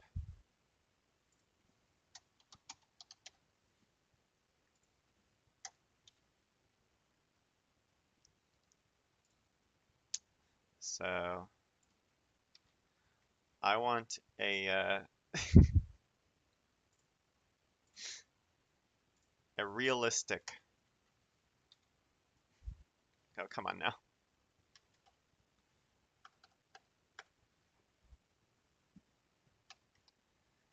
Also, one way that the game could be played is maybe the type of art that you're supposed to be drawing is also just like a random, like a die or something. Like you roll a die and you rolled an 8, and it's supposed to be, um, you know, a portrait of a cow instead of the realism of a herd of cows or something like that, which actually seems much more fun. what prompt you get is random and the type that you get is random.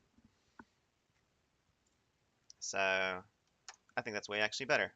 So we're gonna say, we're just gonna quickly go back up here. We need to, everyone draws a prompt. See them?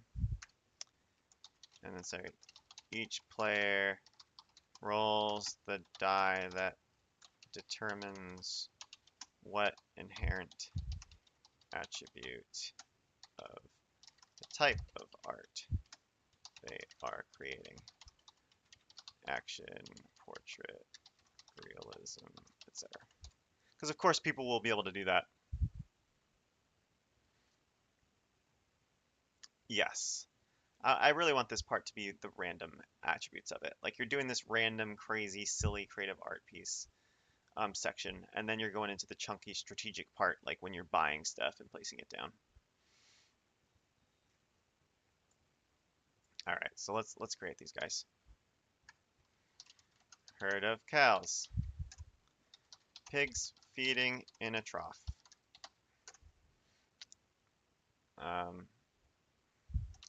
Cactuses chilling.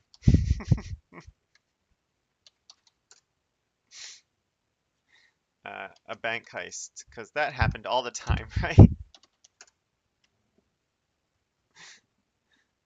Um, a bartender serving up drinks. A campfire with food and people hanging out.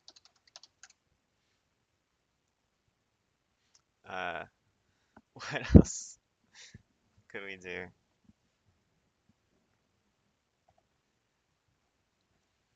Ah, yes. Um, Clothes hanging out to dry. Someone weaving clothes and or painting them. Uh, yeah, a bunch of people on the mines. Miners hard at work. Uh, a sunrise over the Pacific Ocean.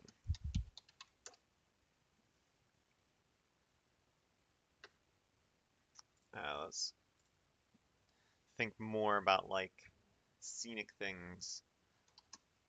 Um, Looking out over a canyon. Um, yes. A flock of birds is disturbed in the woods and flies away. Bear attack! just a front is bear attack!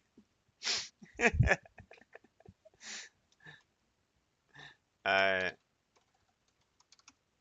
the vehicle you were using broke its wheel and needs repair. It just broke. We don't need to say broke. It's just broke.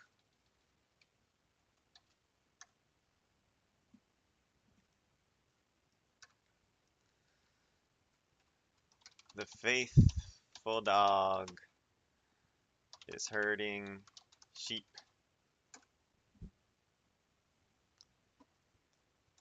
Riding your horse gallantly. Gallantly. That's a word. Lies. I didn't spell it right. Gallantly? I thought it was gallantly. Uh, Across the prairie. Yes. Someone got sick. Probably dysentery.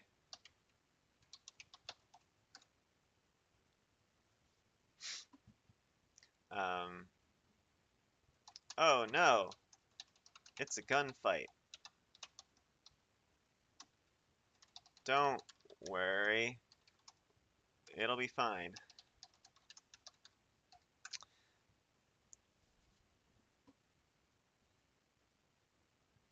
No, I'm not going to include that.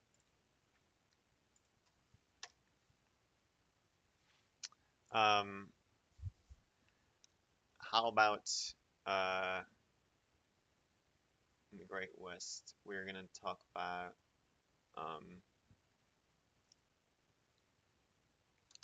discovering a river lined with gold. Yo, Saribi, you're able to show up with 10 minutes left in the stream. Aw, two people hugging. It's kind. A river lined with gold. Um,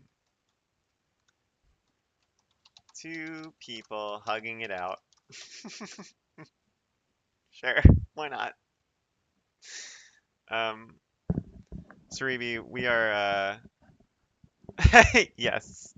We are coming up with prompts for the game called Masterpiece Museum, which essentially is an art game where you're drawing pieces of art and then you're putting them in your museum and people are buying them and you get like bonuses based on attributes of the art and stuff. And right now we're creating a bunch of prompts and we have about 5 minutes left. Um, two people hugging out. So if you want to just yell out things for prompts for art having to do with anything to do with Westerns, just spam chat and I'll put it in. Two people hugging out. How about best friends discovering something they never knew existed?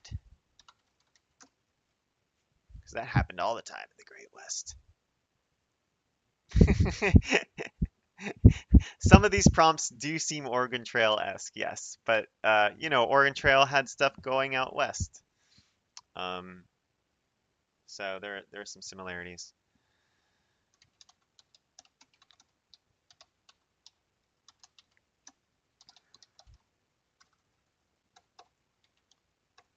Cowboys and cowgirls doing their thing. Yeah, we got a campfire one. Right up here. Campfire with food and people hanging out. Dancing or music? Ooh, yeah, music, of course. Music party!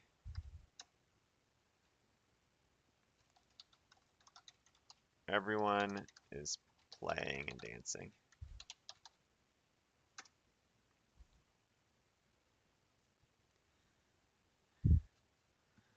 The horse got injured.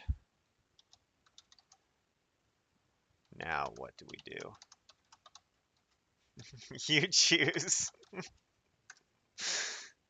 Um, yes. People are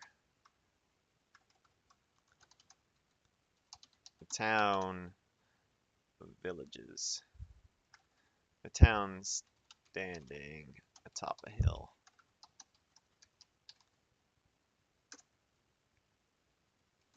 For sale.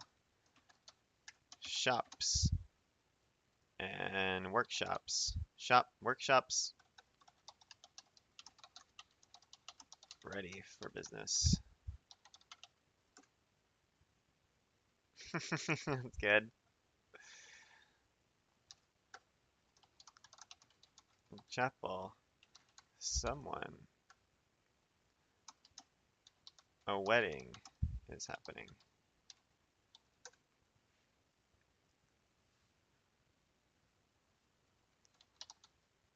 Fire. Heat. Sweat. A blacksmith hard at work. It's great. Uh,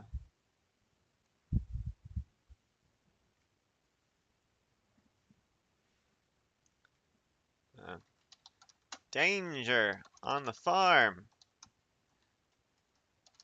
The wolves are at it again.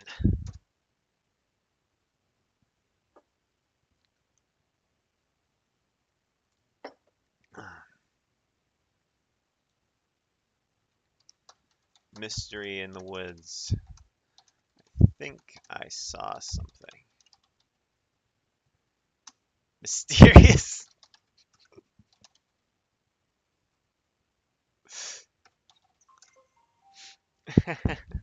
Thanks for following, Cerebi. Oh, of course, we need the law. Um, the law has been broken. The law has been broken. Justice must occur.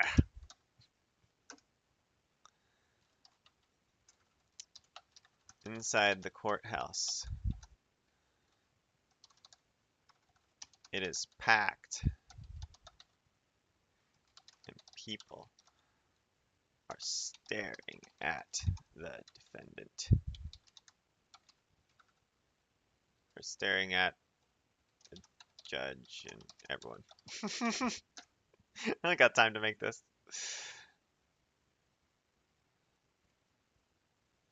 Yeah, I like that too. Um,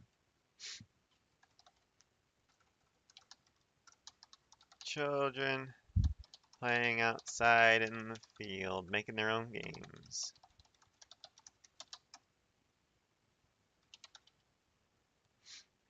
Cool.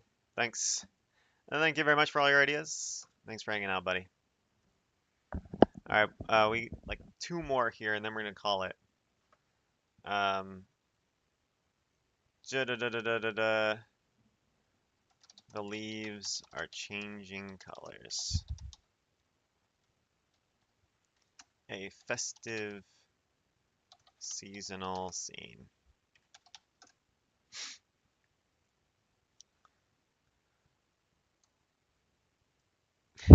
Chess. Yes. A game of chess is occurring between two hardened masters. Finally, man, I'm thirsty. Could really use a drink. Okay. That's a good amount of prompts to get started. Okay.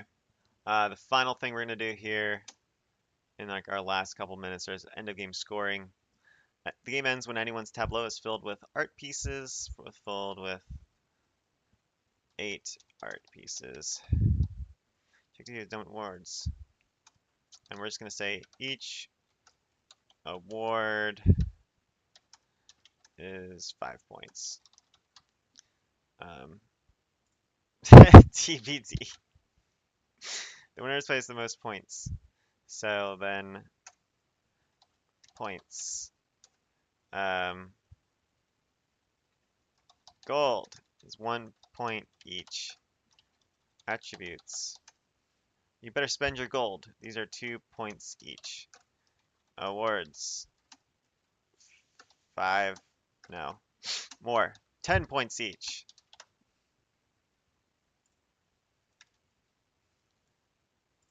And then voting for best museum. I don't know. Maybe 5 to 10 points. We'll figure that out later.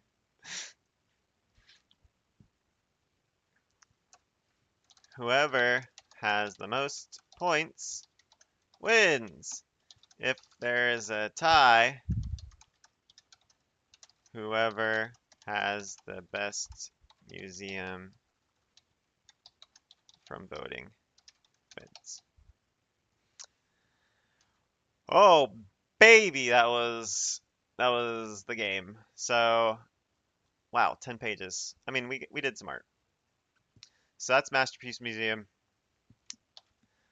Well, we're just gonna call it there. We're not gonna make any revisions now. We're just gonna call it at 2:06.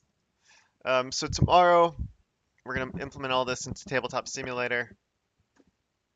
Uh, Last couple times that I've done this, it's taken about an hour and a half or so. It really determines how finicky some of the pieces get.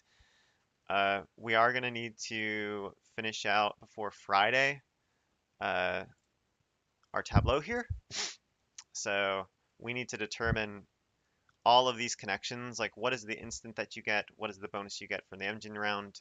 We put down these numbers really quickly, but that's just going to be play testing is how much these things are worth, trying to get a sense of points and value of each of these things. Some of them I don't even know how they work yet, like influence, how does that work? Influence is supposed to have to do with gold and how you're actually buying the pieces of auction, of art, I mean, in auctions. So we're going to figure out some of that stuff tomorrow as we put it into TTS. And then some of these rules, naturally, as we play it the first couple times on Friday, uh, we're going to figure out which rules are working and we're going to tweak it all. And then, boom, we'll have created a tabletop game in a week. So that's it for today. Thanks for everyone for watching. For all y'all who are going to watch this later, uh, thanks for tuning in. I'm Josh from Kaziku Games. Love you. Jesus loves